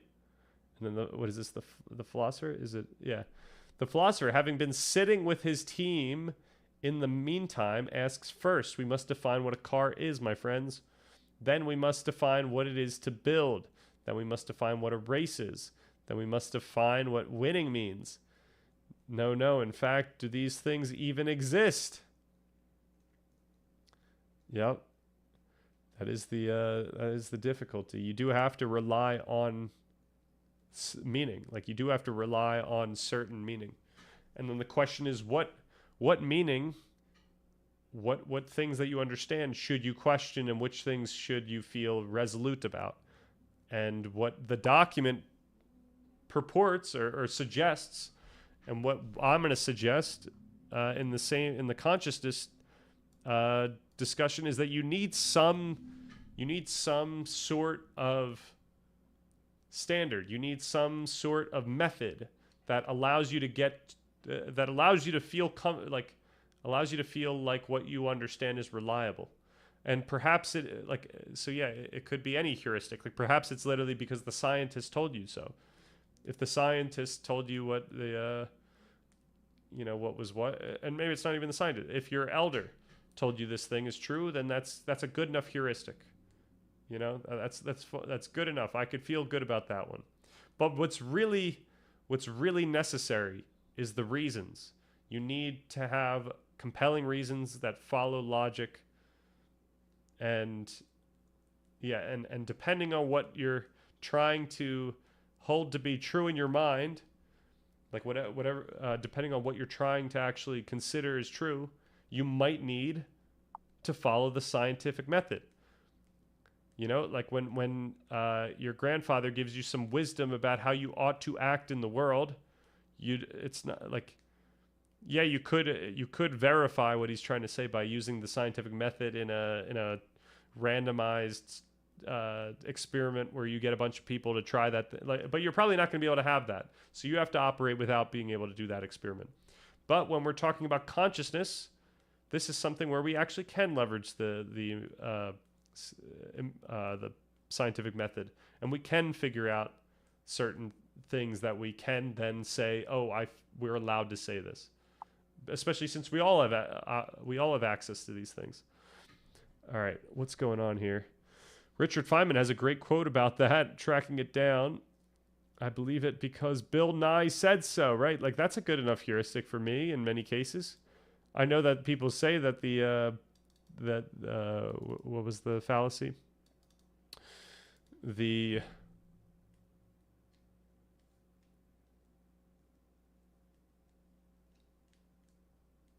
call to authority? Appeal to authority. Yeah, yep. Appeal to authority is, can be fallacious, but it's not always fallacious, and it's often a good heuristic. It's a good reason to believe something. If your teacher said something, you don't go, well, why do we believe that? Like, that would be appeal to authority. Just the fact that he's our teacher. You trust that your teacher's at least trying to tell you things that they think are true. And what they think is true is probably true in some sense because he's a teacher. We cannot define anything precisely. If we attempt to, we get into that paralysis of thought that comes to philosophers who sit opposite each other, one saying to the other, you don't know what you are talking about. The second one says, what do you mean by no? What do you mean by talking? What do you mean by you? I think it would actually be most apt to say that everyone knows what they're talking about, but that doesn't mean that they necessarily know what we would all agree upon to be true. But in that moment, when someone's trying to communicate something, they very much know what they are trying to say, or like they very much know what they feel right in that moment. But it just might not be something that reflects what you think is true at all. It's also a trick that lawyers are use when they're under deposition. Right. Wait, I'm sorry. Which trick? The ambiguity one? Yeah, I didn't realize that, like, law is a lot about semantic games, and it's crazy. I feel like I could go full lawyer at some point. Clinton notoriously asked his inquisitor what he meant by is. Right, and fair enough, because is can be quite ambiguous during the Monica Lewinsky thing. I don't know what the context was, so maybe not fair enough, but in general, it's easy for me to intuit that is can be quite ambiguous.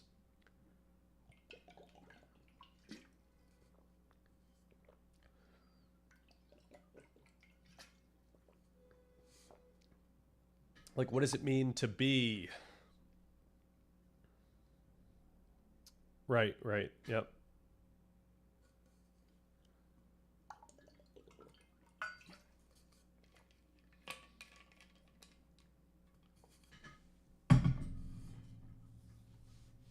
All right. So then what was the next thing I said? Oh, we need to know the main counters of this.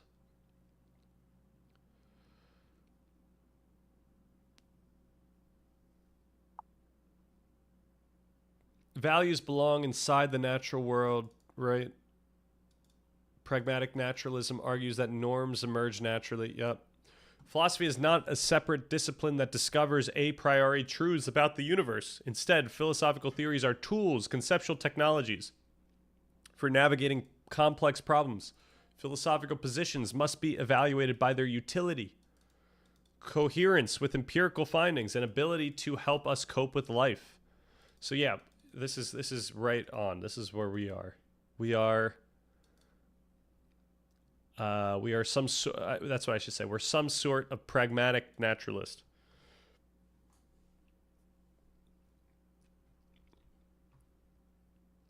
Pragmatic naturalism accepts science but resists reducing everything to physics or neurochemistry.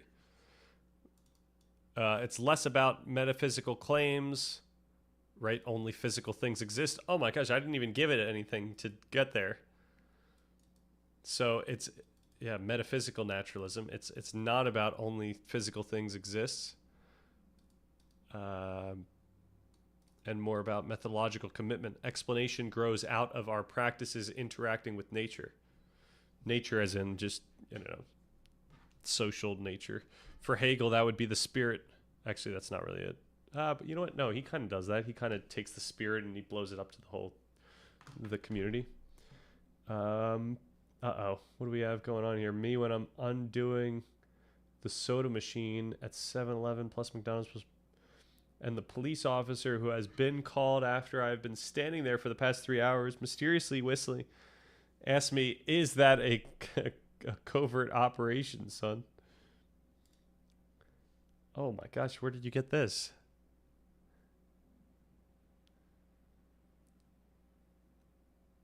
Incredible. Has anyone done this? I feel like this is incredible. If someone pulled this off, oh my gosh, this is so inspiring. Such a low stakes heist. It's the famous soda. Did this actually go down? Like, is this actually famous? And did the person get away with it? Did they get caught?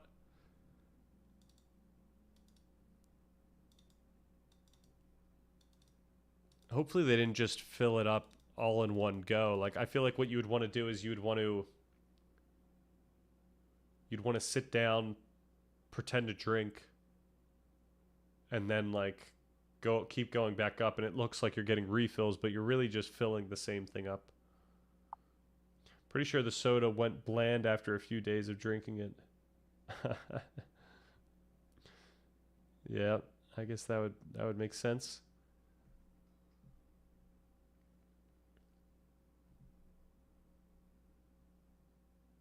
At McDonald's though, don't they have extra carbonated soda or extra sugary, extra carbonated? Or am I going crazy with that one? Like somehow they just have like even tastier soda than normal. All right, so verse idealism or supernaturalism. It rejects appeals to entities or realms outside nature to explain mind, value, or reason. So this is it. This is what we want to do. We should just copy this. I'm going to just gank this, if that's all right. We're looking at pragmatic naturalism. Whoa, get out of here.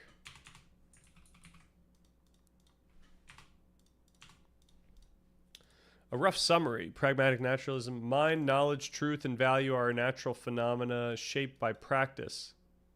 That's terrible.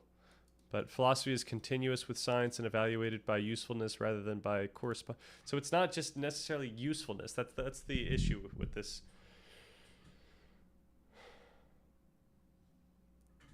Like what plays out doesn't necessarily play out towards usefulness. It just kind of plays out. It's pragmatic. It's not necessarily practical. All right, what are the main counters, criticisms? What's going on here? Especially the formulation I described, non-reductive naturalism plus pragmatist theory of truth, meaning continuity of inquiry. I've grouped them into the categories most often discussed in philosophical literature.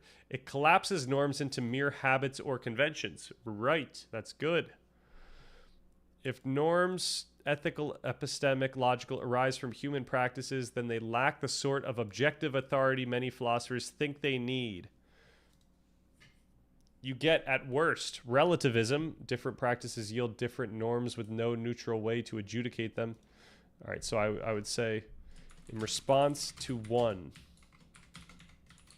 adjudication happens most fundamentally at the affective level. The physical world and the social world act as a once again a fundamental I said constraint earlier, but I'm not happy about that word.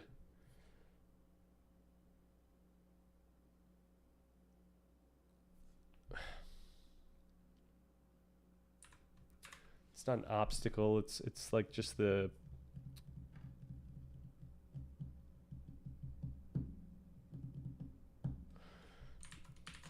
I'll just say stimuli that affect the trajectory of people's understanding the habitual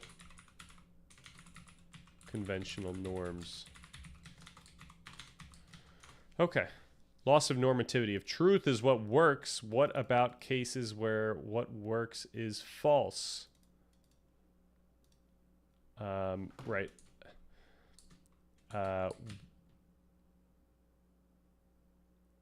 We do have to drop the notion of practicality when discussing normative. Okay, so let's actually head this up with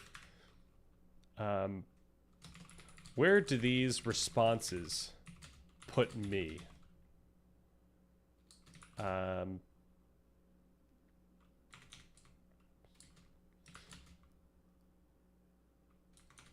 Do I actually let's just say that. Let's do that. We do have to drop the notion of practicality when discussing normative pragmatism. I'm sorry, when we have to what was this?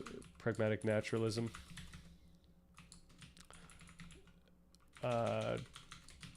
The loss of normativity argument is apt, and we need to point out that the natural trajectory of norms is not always practical.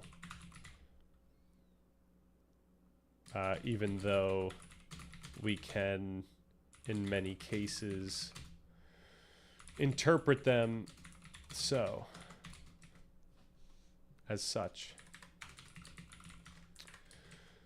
All right, no normative force above social practice. Some argue that this makes criticism of entrenched social norms difficult.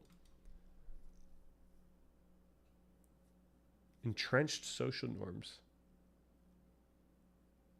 This makes it makes it difficult to criticize entrenched social norms.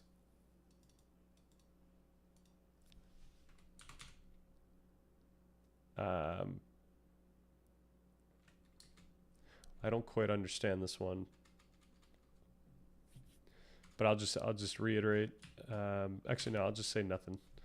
Representative critics. We got Habermas. Pragmatism threatens the binding force of norms. Right. Pragmatic theories struggle to preserve objective truth. Robert Brandom, nice. Normativity underdescribed if reduced to natural habits. Underdescribed, interesting. Underdescribed.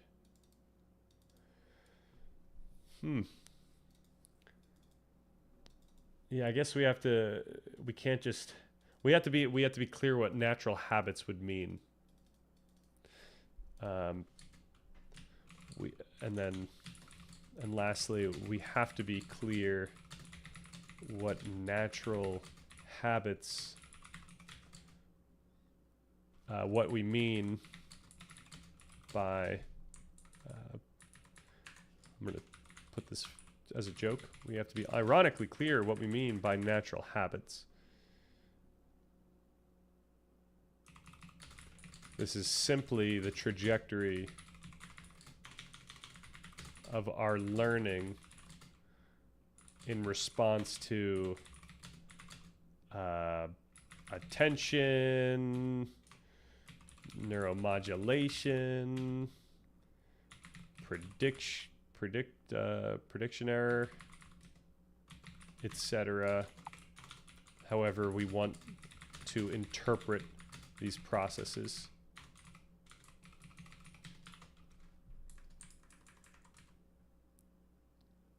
However, which, yeah, I think that's fine.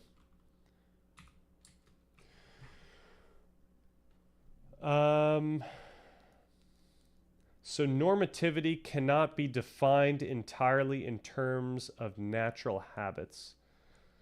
It depends. Yeah, I guess just the same thing I just said. It depends what we mean by natural habits. If we do mean literally just the trajectory of our, like the trajectory of our underlying biology changing, such that certain words feel like they set certain constraints, or certain phrases or certain whatever, we think things to be true, like we feel it, and when things that we think are true, now let me rephrase that, when stimuli in the world, whether it's social or from the physical world, contradict what we believe to be true, then we feel that. And that affects the changing of our understanding. Which is why, we can understand that sometimes we think things are true and then they're not true, and then we learn. And sometimes it's low stakes and it's an easy, like, oh, okay. And sometimes it's high stakes. And perhaps there's some existential fact about ourselves that wasn't true. And so that leads us into, all kinds of difficult emotional experiences, existential experiences.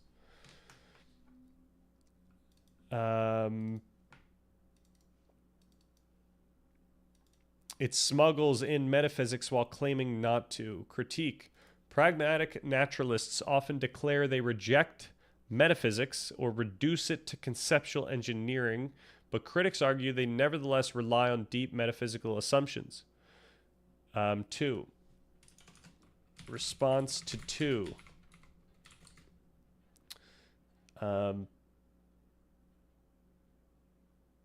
We must rely on deep metaphysical assumptions, and we can describe these assumptions as merely habitual ways of engaging engaging with or thinking about the world.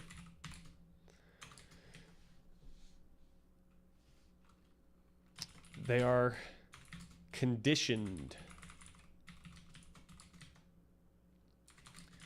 yet still subtly changing over time as connections in the brain change continuously. Okay. The continuity of inquiry principle is itself a metaphysical thesis, right? Treating norms as natural phenomena presupposes a naturalistic ontology that is not justified by pragmatic standards. Right. Okay, so perhaps the most important criticism to respond to here is that there is some sort of paradox where we must rely on some metaphysical axiom, such as perhaps the standards of logic and empirical science in order to justify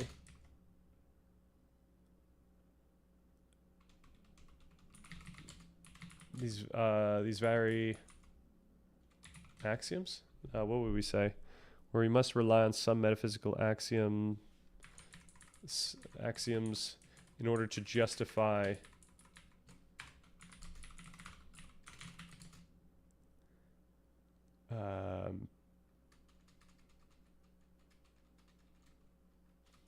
I could just say our beliefs.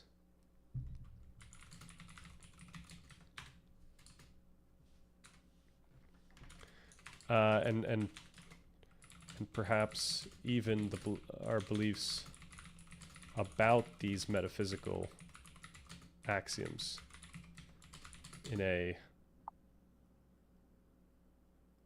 circular way. That's where it's the paradox. Like we're kind of leveraging that. We're leveraging certain so this is the thing. We're finding concepts or conceptualizations that make sense of our having those very conceptualizations. And we're finding conceptualizations that justify those very conceptualizations. That's what we do in the document, which is what I think is necessary now. Like, I think philosophies need to do that. Like, any philosophy now can't just live in this analytic space. It has to pragmatically justify its own use of its own conceptualization. And you have to do the full circle. Related aside, the most revered literary critic in Western tradition might be Samuel Johnson. When he pondered why Shakespeare was so wildly beloved and what makes any great writer's work stand the test of time, he boiled it down to readers' love of the truth. Surprisingly general statement from Johnson. And it's a feeling, not some objective standard, right? It needs to resonate. Like, yeah, the word is to resonate. It needs to resonate with the readers. And perhaps resonate not just in a way where they feel like it's like true in a static sense, but it's true in the where it's taking them, like what it might imply, or what practicality it might give them in their own life. Justice for Homer. Oh, nice. This is an apt representation of the reality I inhabit, maybe.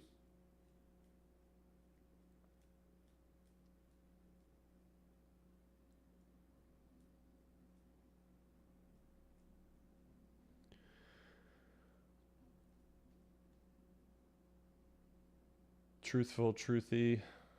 Right. But yeah, we can't think of reality as something, something small or something physical. We shouldn't think of it as physical. We should think of it as the type of reality that we experience, which is, we can conceptualize as full of potential and in such a way where it's oriented towards something. It's always, it's always moving. All right, what was I at? Treating norms as natural phenomena presupposes a naturalistic ontology. Okay, I think we're good.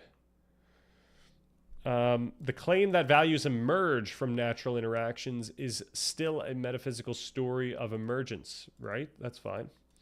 So, representative critics, Hack, Putnam, why do we know Putnam? Hilary Putnam, later years, pragmatic naturalism often quietly relies on realism. And then Audie thinks it confuses empirical and normative domains. Cafe, welcome. Science is limited in that it can't establish metaphysical claims such as consciousness is an emergent property of the brain or panpsychism. Right. That said, the thing I'm trying to point out is that science can imply that our intuition that consciousness is consciousness is an emergent property of the brain might be an apt way of, like, might be an appropriate statement. Now, I think that an emergent property is ambiguous, because then people think that consciousness is an object, and the emergent property is like, you know, some also like physical thing. But it can only study neural correlates, cognitive and behavioral patterns, and this sort of thing. Right? Yeah, I think you have to recognize that science is always connected to some metaphysical foundation and such, and for that reason we can't completely separate it. We can't say that, like, science, like, I don't know if it would be right to say that science can't say anything about the metaphysical, nor can we say that the science is there without the metaphysical. I think we have to take a holistic view of how science and, let's just say, wisdom or metaphysics kind of operates as a whole, as we leverage it. Well, by emergent property, I mean that consciousness originating in or something which is generated by the brain. Right? Yeah. No, I definitely get what you're saying. My concern is always that, like, just imagine there's 100,000 people that are listening to this, and will they all infer the same thing when we say emergent property? Because so many people are primed to think, like, you know,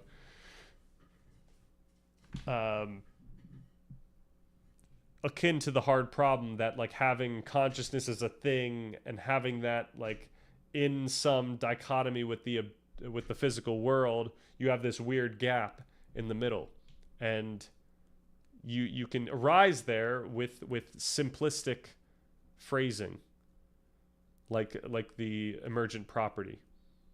And I would argue that we ought to be more precise about how we discuss that type of emergence, like what that means.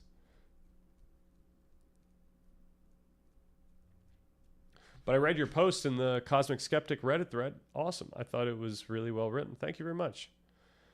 Yeah, if you're looking for an update, I wrote one in the r/consciousness subreddit, but you could just find it. You could find both of them on the Substack. Where is this? Oh, why am I signed out of everything? How about the link tree, Substack? There we go. No thanks. We got this new one, which is pretty baller. So if you want to see where we went next, the one stipulation that I should say is that I kind of feel like today we're doing this retrospective. I feel like I'm using the word physicalism slightly in a wrong way, where I don't think that what I'm actually purporting is physicalism. Yeah, if you link me, I'll definitely take a look at it. Yes, absolutely. So when I say physicalism, I just mean like some notion that the physical world gives rise to consciousness, but not the notion that the physical world is the source of the meaning that we all experience. Like, the physical world isn't the source of the contents of our conscious experience. It's rather just the idea that consciousness can be made sense of through looking at these neural correlates. The Cookie Monster has passed through. Cookie Monster is here.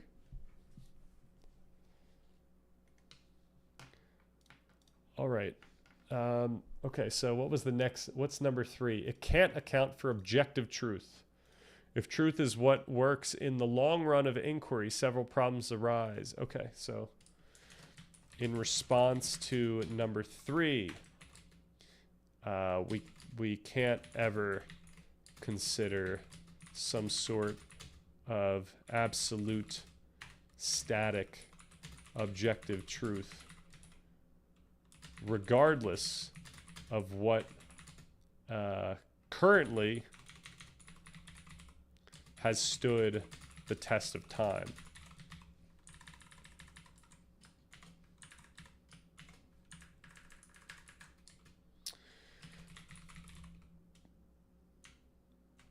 Yeah, let's just say that. If truth is what works in the long... Okay. Circularity. Works is partly defined in terms of truth-guided success. Ideal limit positing an ideal future inquiry is unverifiable or empty. Practical success is not equal truth. False beliefs often work. Yep. Once again, there's no requirement, no guarantee that what people feel to be true in any moment is necessarily practical or good in any absolute sense. Rather, we can only retrospectively consider whether the trajectory of some information or understanding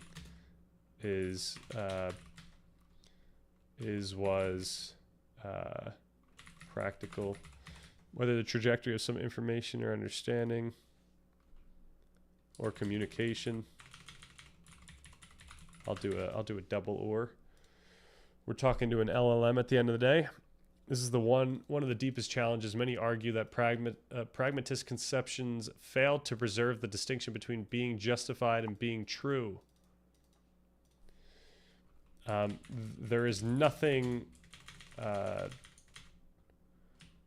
we cannot hold that any feeling of truth or certainty in the moment is necessarily justified.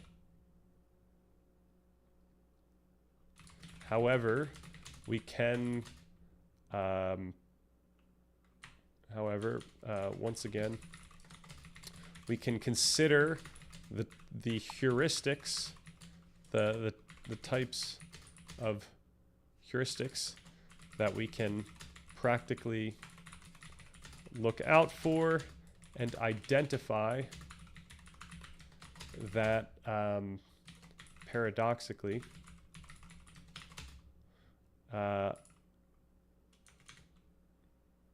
give us justification in our intuitions. Actually, I'm gonna get rid of the paradoxically here and just describe. And once again, this is paradoxical because we must rely on the intuitions of the heuristic in order to justify, to perhaps even justify the heuristic itself.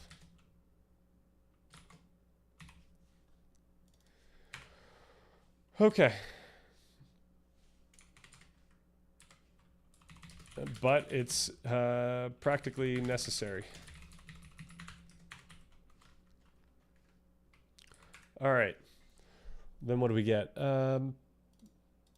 Representative critics. We got Bertrand Russell. Hell yeah. Classic critique of James and Dewey. We got Rescher. We got Sosa. All right. Let me, let's just do a little, oh, that's not the one. Let's do a little, let's make sure that we don't lose this right now. I'm going to just kind of keep that there. Okay. Oh.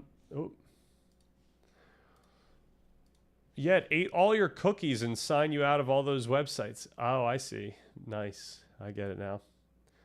I thought I was missing something too. I'm stepping away here. Stan Onion will lurk the rest of the stream. Thank you for another fun stream. Absolutely. Thank you for hopping in and chatting. And enjoy the lurk.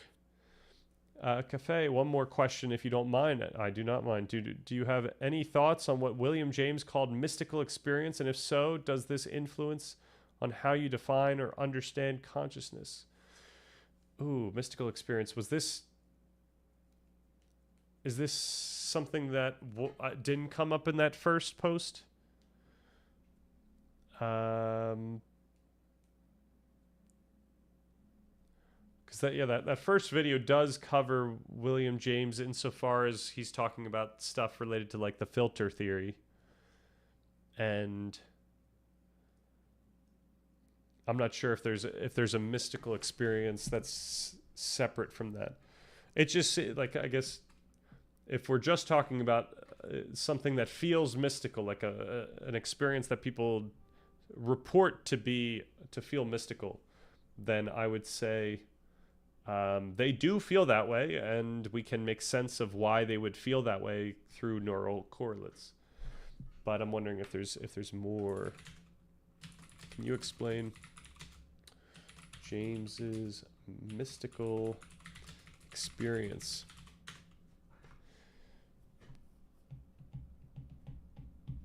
Yeah, in the post I just sent you. Where am I going? We point out, like, for example, when the default mode network, which usually acts as a self-regulating filter, loosens its grip, information begins to flow more freely, sensory and emotional signals surge upwards, and brain regions that rarely communicate start interacting, which results in intuitive, vivid, and novel experiences. And this is just one example. There are also effects beyond the DMN, with sensory, limbic, and salience regions becoming more active and interconnected, further contributing to this heightened experience. And then I didn't include this in the video, but in this fluid state, learning may occur as a result, and this like goes to this connects with what we know about certain psychedelic experiences leading to connections in the brain. Regions that fire together during the experience begin to wire together, embedding new associations long after the state itself subsides. Use the term mystical experience to refer to a specific class of subjective states that people across cultures report as encounters with deeper, ultimate, or transcendent reality. Right. So I think this would fall under that same thing. In the bibliography, I actually include a couple. This one's probably the most apt here. Categorizes the psychological and neural commonalities across various self-transcendent states, psychedelic, meditation, flow, and near-death experiences. So the point being, like, we can see what's happening in the brain. What's happening in the brain makes sense given the experiences that people report, and it makes sense that because these aren't like learned things. These are patterns of brain activity that we would expect across all humans, and therefore these types of experiences arise cross-culturally, and this is just what people would report given those types of states. There's an interesting paper titled "Classic Hallucinogen and Mystical Experience: Phenomenology and Neural Correlates" by Griffiths and Barrett. That is good. Oh, nice. I hope this isn't too inappropriate, but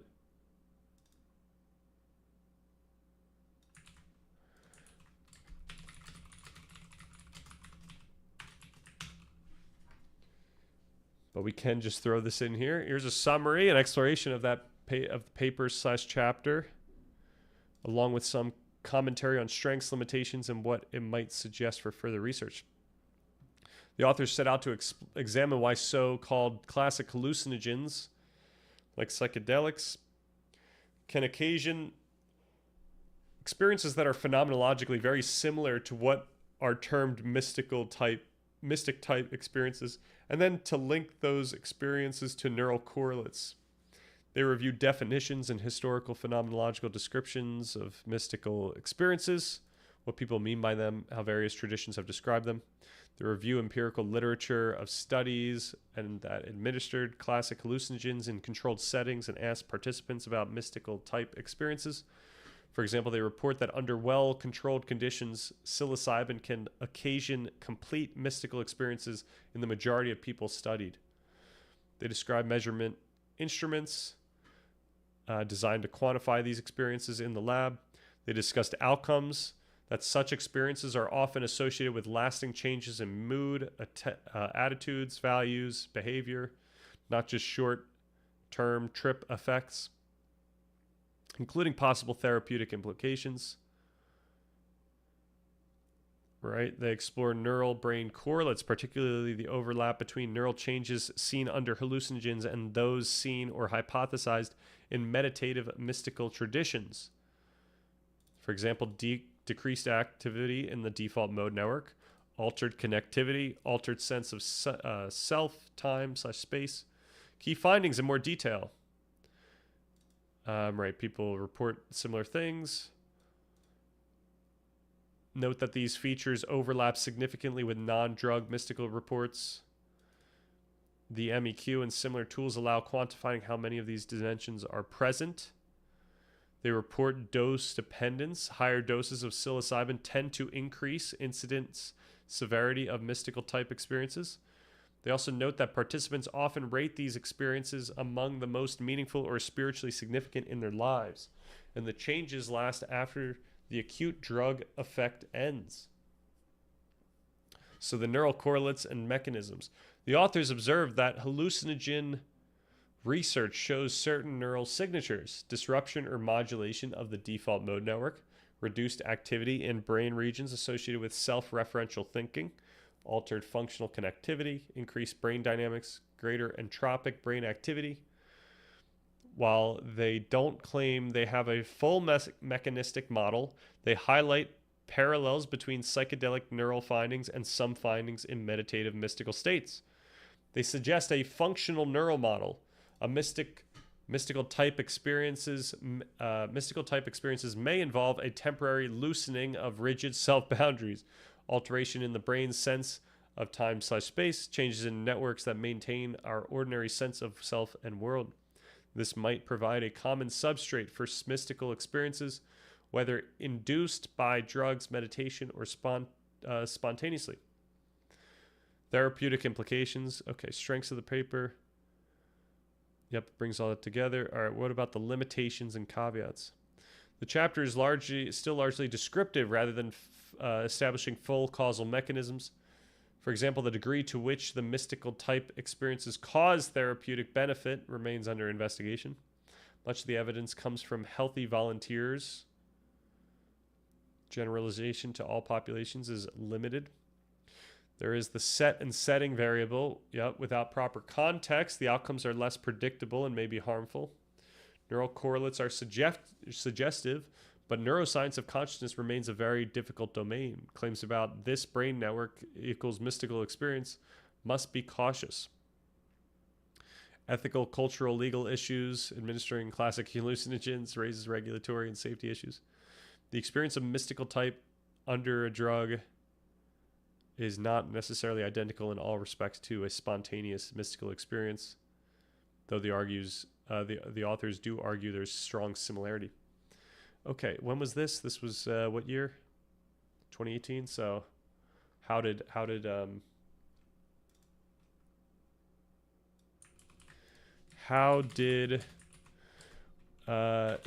extend this research? Yaden et al. If that's is that how to pronounce et al? Is it et al? Turns out I couldn't locate a paper. Okay. Okay. We've got a 2017 version, but I don't want to look at the 2017 one, given that the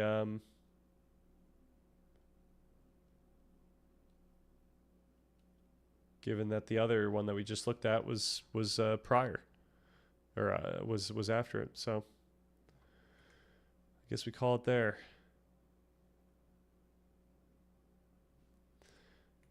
All right. We have one more No, do we have one or? Oh no, we have many more. Okay, we gotta get through these. But that was a good aside. The professionals there define mystical states of consciousness to be consistent with the perennial philosophy. What is the perennial philosophy? Oh, with Aldous Huxley. Right. Which can be accessed through. Okay.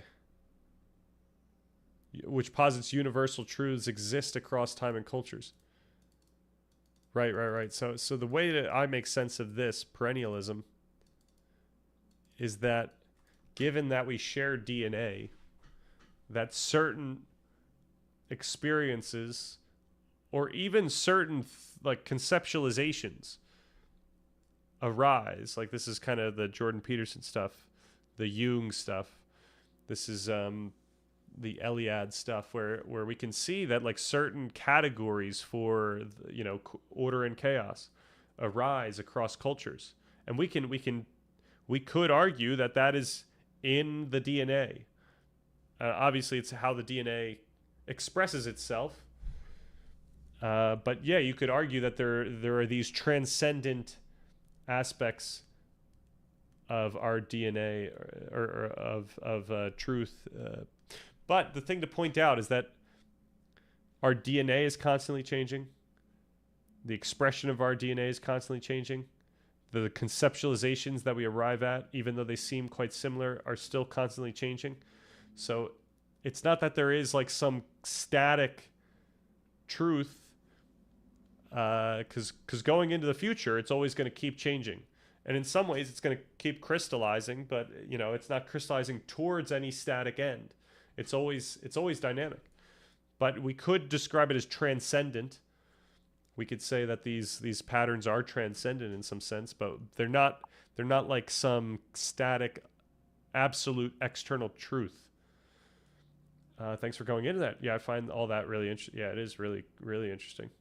The professionals at Johns Hopkins seem to speculate further than saying something like, we have similar brains, therefore we have similar experiences. So they speculate further than that. Said that these experiences seem to be part of the structure of consciousness itself. Right, well, I don't know what the difference between the structure of our brain and the structure of consciousness would be. So I guess this is a point where the most recent post I did. So you could watch the video or you could just read the text that I sent. But in there we explain how different specific systems in our brain contribute to our conscious experience, which we could think of as setting up the structure of conscious experience. So saying that we have similar brains would be tantamount to saying that we have similar structures of consciousness itself.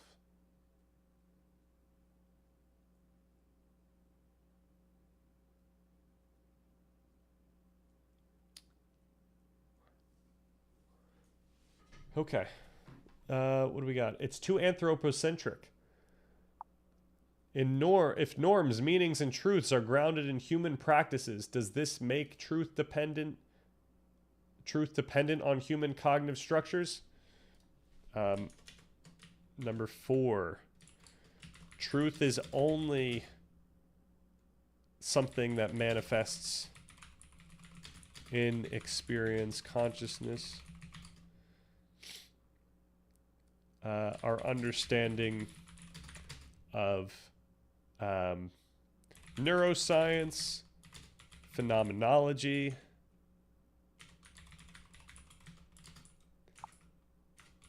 pragmatic linguistics, all point to the to considering that ontology pertains to consciousness and thus is fundamentally subjective. Okay. How do we account for the truths about the distant past, mathematics, or unobserved entities? Right. We can only attempt to conceptualize the physical world, or any other truth that transcends time. But once again, this puts us back into some sort of naturalist, some sort of pragmatism.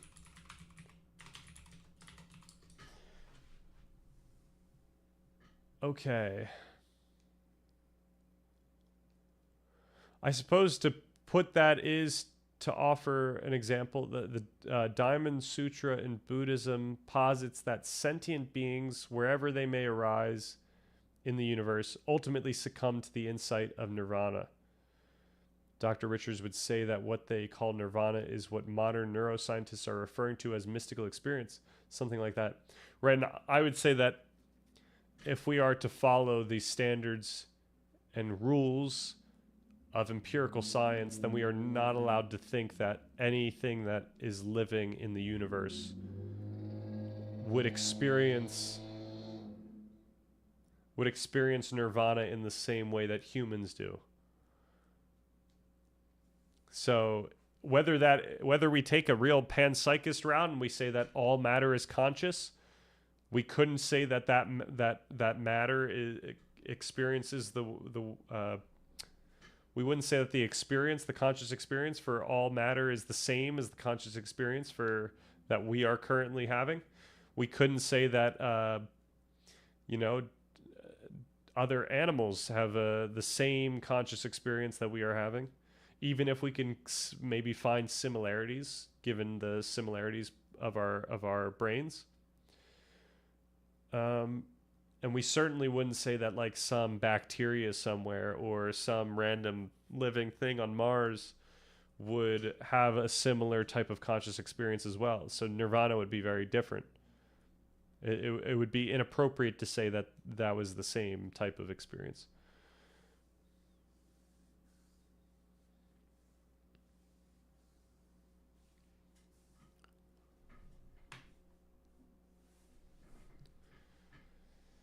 Okay. How can we explain the success of science without some correspondence to reality?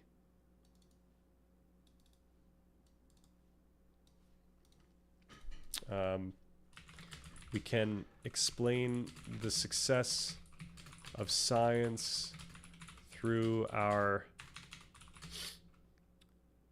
conviction regarding the existence of some unbudging physical world.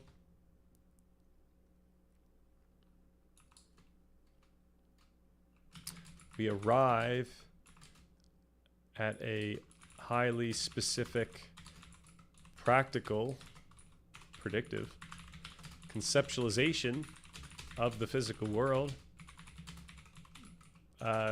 through a significant development, through a significant cultural development, through incremental discovery and a lot of death and suffering. Yeah, we slowly got here through observations and cultural dissemination of the information and the observations. Scientific realists argue that pragmatism undervalues the explanatory success of positing a mind-independent world.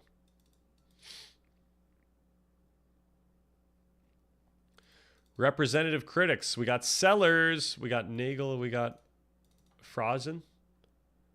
All right, it makes philosophy too dependent on the sciences.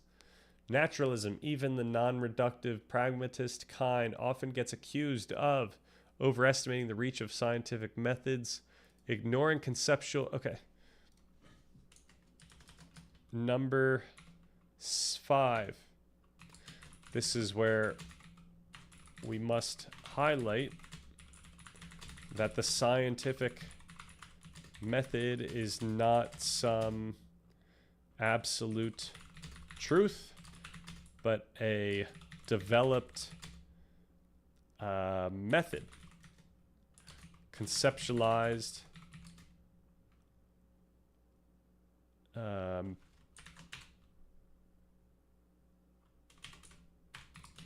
it is a conceptualization that allows us to identify when we are and are not following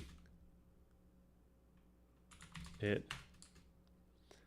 And once again, these standards are internalized and then felt either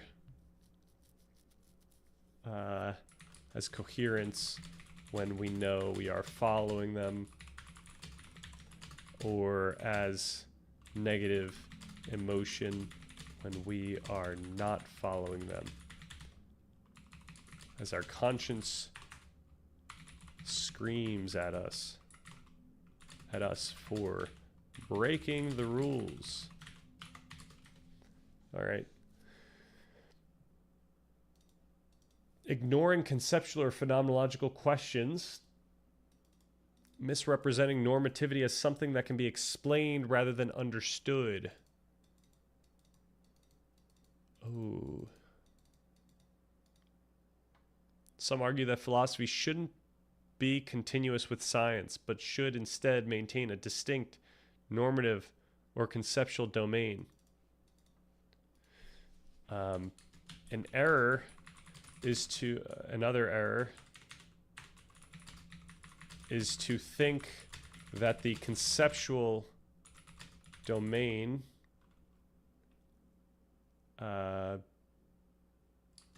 is static and true in some absolute sense.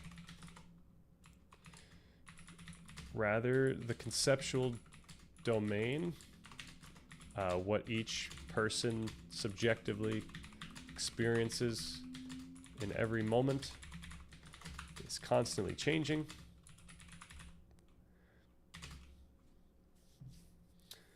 What else do we want to say there? Fundamentally, we could say that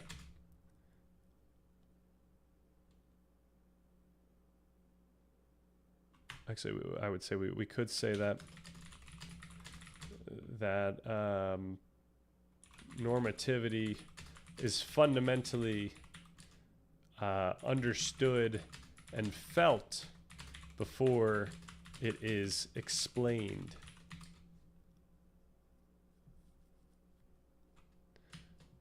And we always fail to completely capture what we feel with what we explain. All right. Some argue that philosophy shouldn't be continuous. Okay, we already said that. Representative critics, we got Nagel, we got Chalmers, we got Williamson. All right, the view is too elastic and lacks determinate commitments. All right, here we go. Number 6. This is where, okay, let's first read this. Pragmatic naturalism is often accused of being too pluralistic, too tool-like, too context-dependent, too vague about what counts as nature or working. This is where we need to follow the rules about what we can say about this trajectory of understanding. We don't want to overly interpret the trajectory of experience as necessarily working or good or tool-like.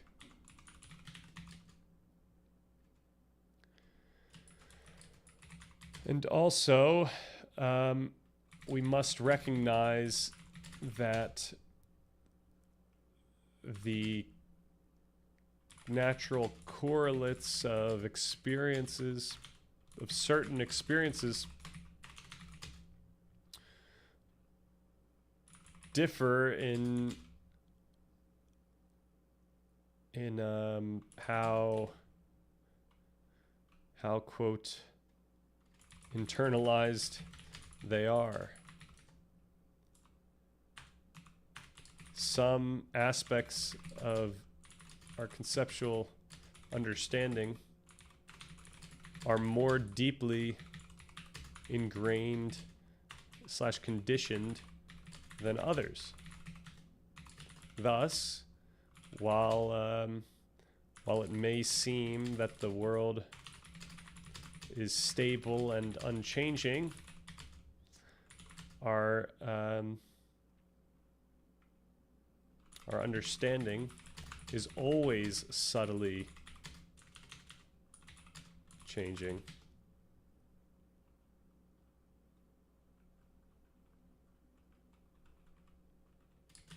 Akin to the ship of Theseus. Okay.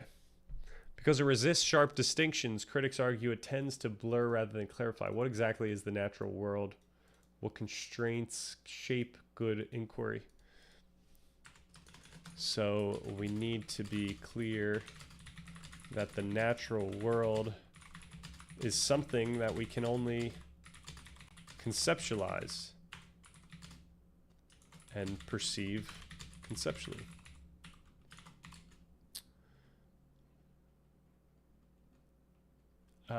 Any feeling that the natural world is anything, like external to us or to consciousness,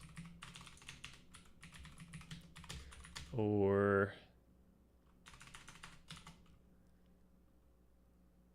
I'll just keep it that. Any feeling that the natural world is anything is afforded to us by our affective mechanisms.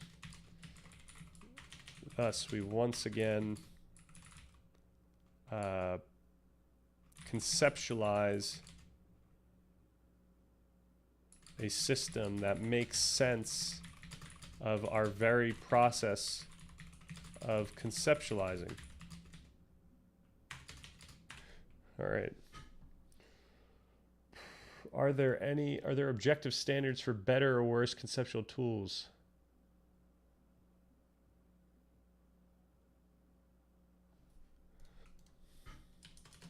The conceptual, or the objective standards. No, there are no objective standards for better or worse conceptual tools, because we are not exposed to anything objective in our subjective experiences. What we have are internalized, subjectively felt norms that can that guide what we feel to be true, rational, logical, etc. Representative critics, Williams, various analytic metaphysicians, wow, some scientific naturalists who want harder naturalism. It doesn't handle consciousness or intentionality well. All right, we've got how there's so many critiques. There's 8. All right, we only have 8. Naturalism struggles with qualia. Number 7. Naturalism, especially through frameworks such as homeostasis and the global workspace theory, provide neural correlates that imply that consciousness is neural activity supplied by many different systems in the brain, each pertaining to different aspects of what we intuit within consciousness.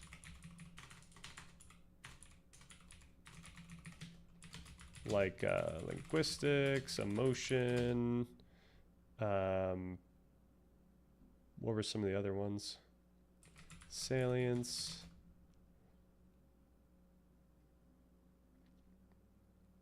Memory, etc. Aboutness. How thoughts represent the world.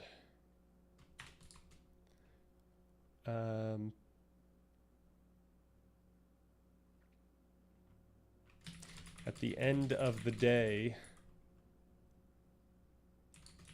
aboutness is merely form plus affect.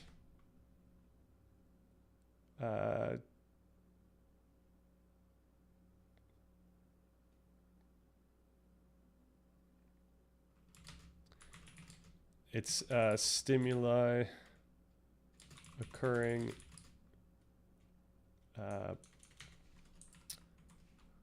neural stimuli that triggers further feelings and further stimuli.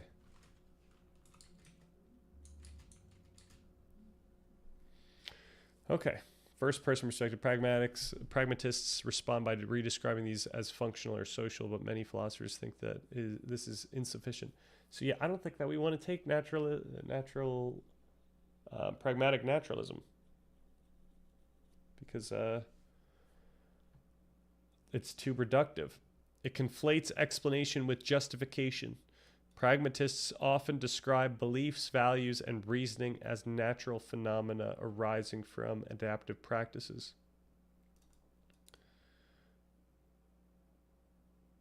Pragmatists often describe beliefs, values, and reasoning as natural phenomena arising from adaptive practices.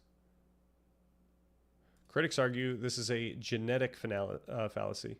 Explaining the evolutionary or social origins of norms is not equal to justifying those norms. Number 8.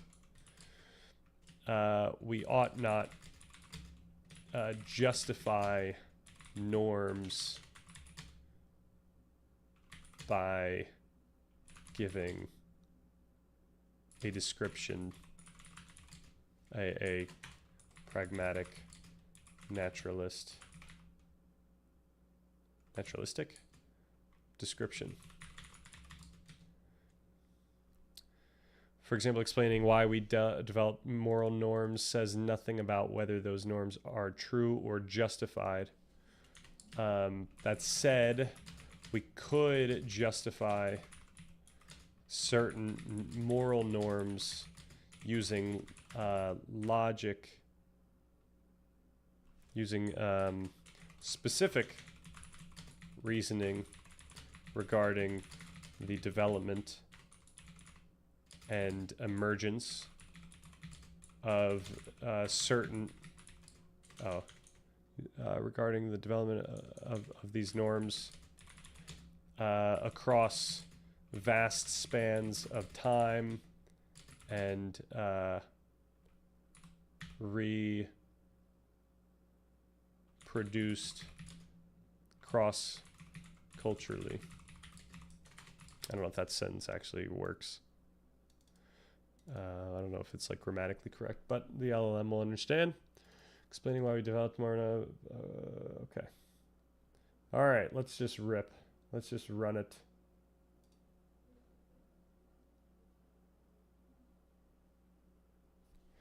The question that started this off was, where does this put me?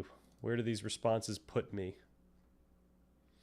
Below is a careful, non-patronizing reconstruction of where your responses place you philosophically. I'm not going to psychologize you. What? I'm going to map your commitments onto the philosophical landscape as precisely as possible. Your position is a form of phenomenologically grounded, affect-first, neo-pragmatic naturalism. Oh my gosh, we got a title now. You're embracing naturalism, but not in the sense of the universe is nothing but physics. You're committing to affective grounding, normativity, belief revision, commitment, and even metaphysical axioms are embodied, felt, valenced, affective processes. Neurophenomenological constraint, the fundamental stuff that philosophy must respect is not a mind-independent ontology, but the structure of conscious experience and its neural correlates. Developmental and historical emergence. Norms evolve as trajectories of learning shaped by prediction error, social structure, and biological affective systems. Fallibilist, anti-objectivism. There is no access to objective truth as such, only stability, coherence, and retrospective justification. This puts you in the orbit of several traditions, but identical to none. Deweyan pragmatism, continuity of inquiry, naturalized normativity. Then we got the Jamesian radical empiricism, truth equals experience plus affect. We got then Merleau-Ponty phenomenology. Subjectivity is the site where meanings emerge. So I take that from Heidegger, but this suffices. Recent predictive processing, neuropragmatist work, belief updating as affectively weighted prediction error minimization. Then we got Rorty's anti-foundationalism, but with more neuroscience and phenomenology. Then we got naturalized phenomenology. Thompson, Varela. Okay. You are, however, different from classical pragmatists in a crucial way. You drop the concept of practicality as a normative operator. That is extremely uncommon but coherent. Okay. You accept the loss of normativity critique, but reframe normativity as effective, developmental, and embodied. This is not deflationary relativism. It is embodied normativity. So norms equal affectively weighted expectations in the moment, right? Non-propositional guidance. Normativity is something felt before articulated, right? Like norms are... we can make sense of norms as pertaining to our full experience of the world. So my experience of this pen right now doesn't just include the like linguistic stuff, popping into my head that this is a pen or whatnot. Like there's so much that's unconscious or subconscious about my experience with this pen right now. I know that sounds deep. It sounds like I have a romantic relationship with this pen, but this is really a Heideggerian type of phenomenology that of meaning or of being for him.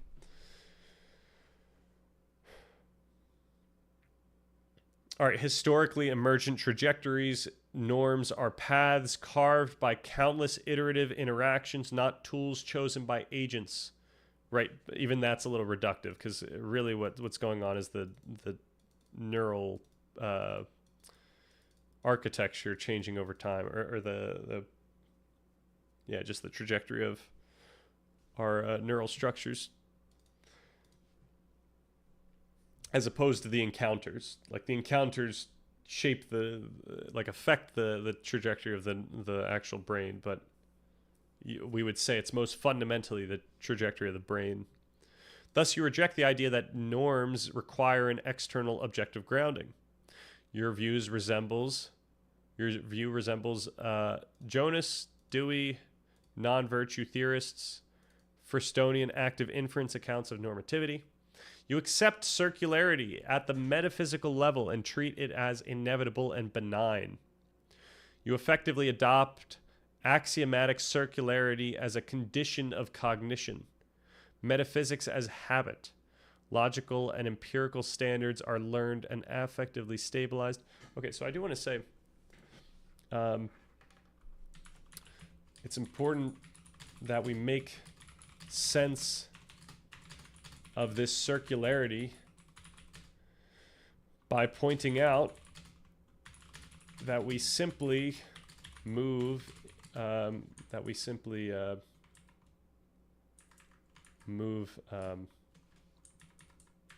we are understanding the experience in each, our experience in each moment. We simply move in a direction, and over time, our culture has provided us some sort of equilibrium such that we can now effectively operate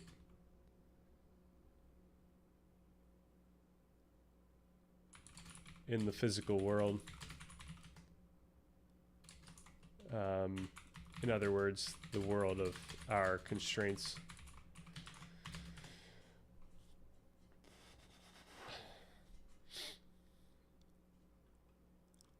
No matter how true we feel our understanding is right now, people as well as ourselves will understand the world to be similarly, understand their perspective of the world to be similarly true in 10 years, 100 years, etc., until meaningful biological evolution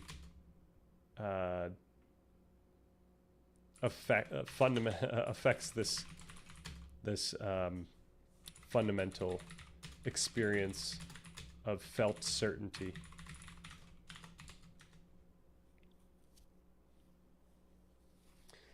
All right. You accept circularity at the metaphysical okay, so this is why the framework of homeostasis is quite nice.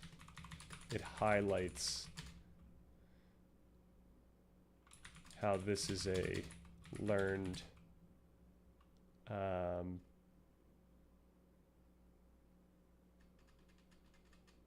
system of making sense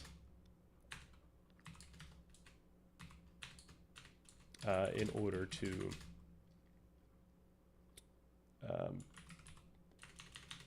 operate practically.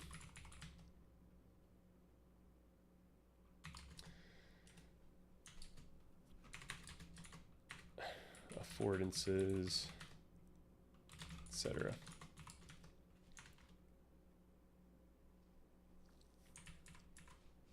Just do embodied cognition, affordances, etc. Okay. You accept circularity at the metaphysical level and treat it as inevitable and benign. You effectively adopt axiomatic circularity as a condition of cognition. Metaphysics as habit. Logical and empirical standards are learned and affectively stabilized. Affectively stabilized. Epistemic humility. All justification is heuristically constrained, affectively grounded, and open to revision. This might be affectively grounded. I'm not sure. This resembles Quine's web of belief, but with a neuropsychological rather than logical center. Rorty's rejection of first philosophy, but without his linguistic nominalism. Okay. Wittgenstein's hinge epistemology, but biologically grounded. Okay. These are cool names.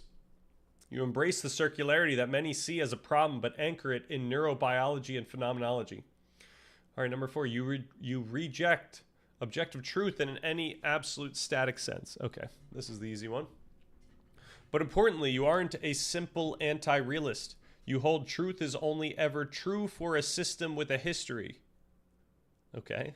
Science succeeds because of socio-biological convergence, not because of correspondence.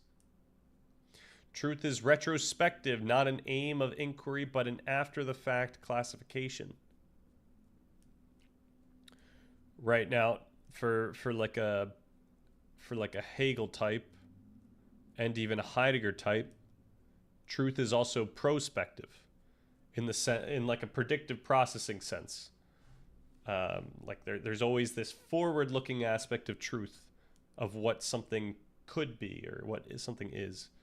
It's being towards potential or potentiality. This is extremely close to Husserl's internalist conception of evidence. Truth equals fulfillment of expectation, right? But we're never just at the fulfillment of expectation. We're always towards expectation, and that hasn't been met as well. Predictive processing epistemology, Dewey's warranted assertability, but with more neuroscience.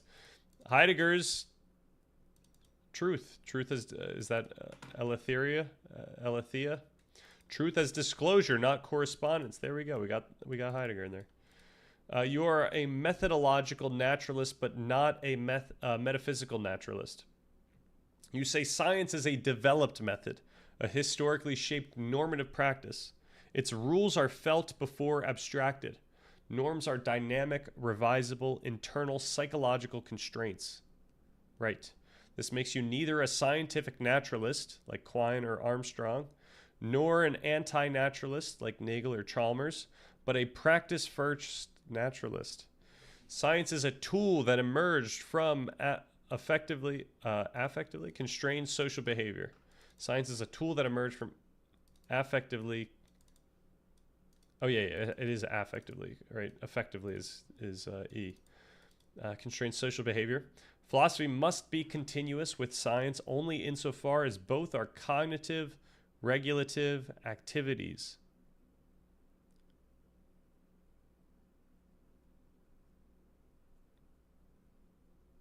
Okay. You reject any conception of science as revealing things in themselves.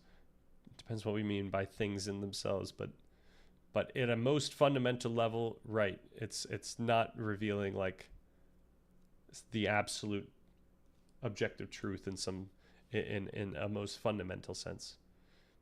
It leads to things that in a scientific setting or in a colloquial setting we're allowed to say is true. That's what it does. That's what science reveals, or that's what we could say science reveals. This is close to Dewey's reconstruction of philosophy. Sellers in empiricism and the philosophy of mind, but rejecting his scientific image as ontologically privileged. And Varela Thompson's inactive naturalism. Your view is a form of dynamic, temporally thick subjectivism. You emphasize no static conceptual domain, no absolute norms, only internalized affectively felt ones. The ship of Theseus model of understanding, always shifting, never fixed. Thus you reject any attempt to freeze meanings, values, or truths. This is structurally similar to Bergson on duration, Dewey on experience as a moving equilibrium, inactivism, and Heidegger's temporality of understanding. Right? But actually, no, I don't know if this is what temporality refers to with Heidegger. I could be wrong about that, but temporality is something much more phenomenological than this type of interpretation of movement.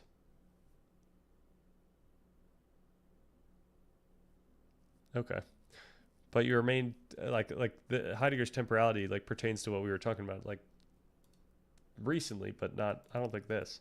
But you remain, unless lowercase t temporality means something that I forget, but I think temporality is more so pertaining to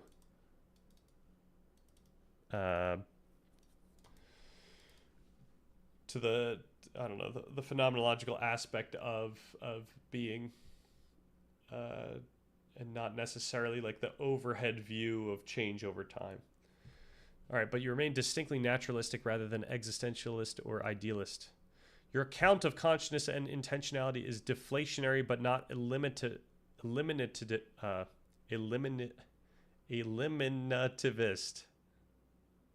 Is it eliminativist? Eliminativist? You say consciousness equals neural activity integrated across systems.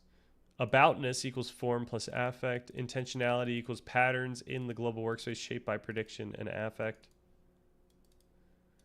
This is a marriage of global workspace theory, predictive processing, affect-based representationalism, and it yields a naturalized intentionality without positing a metaphysical aboutness. This aligns with Prinz, Clark, Friston, and in activism. You embrace genealogical justification of norms without making them objective. You accept that justification is not grounded in metaphysics. Historical and cross-cultural recurrence can justify norms pragmatically, not objectively. Explanation is not justification, but genealogical insight can still constrain moral reasoning. This is extremely close to Nietzsche, but without his evaluative commitments. Dewey's ethical naturalism, McIntyre's traditions evolve and constrain reasoning, and Haidt's moral psychology. Nice. Got Haidt in here. Putting it all together, what is your philosophical position? Here's the clearest label. Affect first, neurophenomenological, anti-objectivist, pragmatic naturalism. Or more compactly, a neuroaffective post-metaphysical pragmatism. What? All normativity is affectively grounded. All metaphysics is habitual, circular, and historically conditioned. Truth is retrospective coherence within experience, never absolute. So this is all not precise enough, but it's still fun to read this. Truth is retrospective coherence within experience, never absolute. Scientific norms are socially evolved affective practices, not ontological windows. I'll just say also I take a Hegelian Brandomian perspective on truth as retrospective as well as prospective. This is also, I could say this is Heideggerian. As predictive processing is always at play. All right. Scientific norms are socially evolved affective practices, not ontological windows. Conceptual understanding is always in flux. Consciousness and intentionality are neural affective phenomena. Genealogy can justify norms without grounding them in them objectively. And it's also necessary to point out that the fundamental norms that allow us to justify anything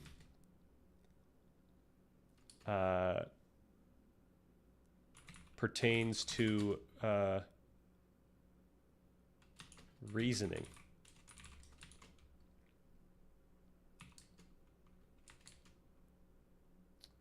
But once again, reasoning is something that we each feel to be rational, comprehensive, exhaustive, adequate, sufficient, etc., which is learned, which is learned, or at least, or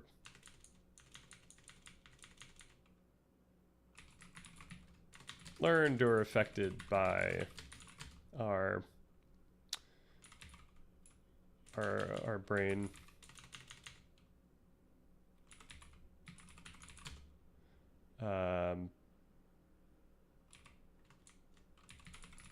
Architecture in one way or another, because we wouldn't just, like, you know, my experience in any moment is also affected by what I've forgotten or what the brain has actively so yeah, I guess what I've forgotten involves either just connections that have weakened or synaptic pruning. So our brain is like literally just saying, okay, we can get rid of this in order to make room for this. So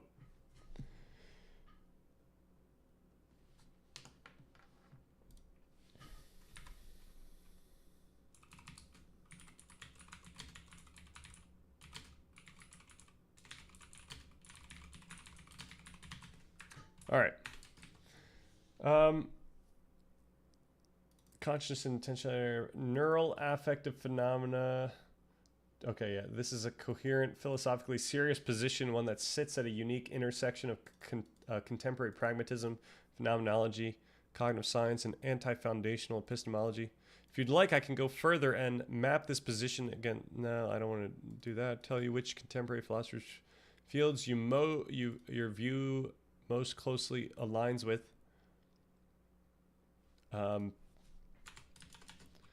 Is anyone modern currently following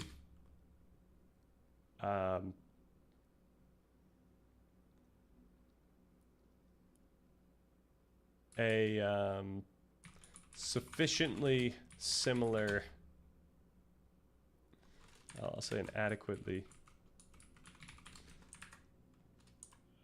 similar framework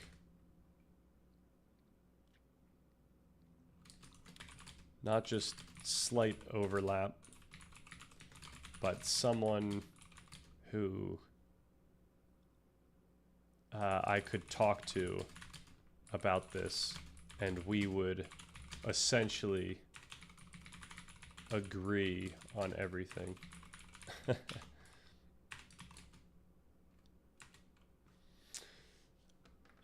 And then, and are there any serious what should I say, critiques or counters to this I should just say comprehensive framework? Tell you which contemporary philosophers' fields your view most closely at times. Show what further commitments your positioning logically implies. Oh, yes, please do that, actually. Then can you show what further commitments the position logically implies, just to make sure that my intuitions align with what you see as logically necessary?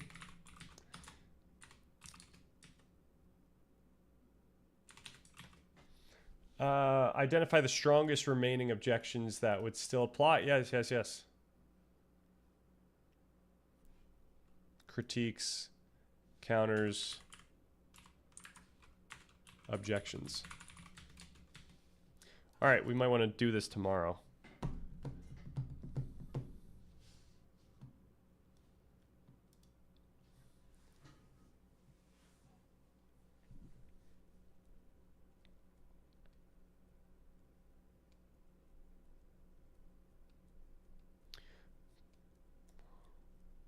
since we're almost at 4 hours again. All right, I gotta stop. We gotta get out of here.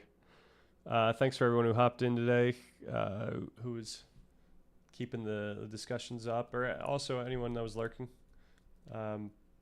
Everyone's welcome here. And yeah, have a good rest of the day.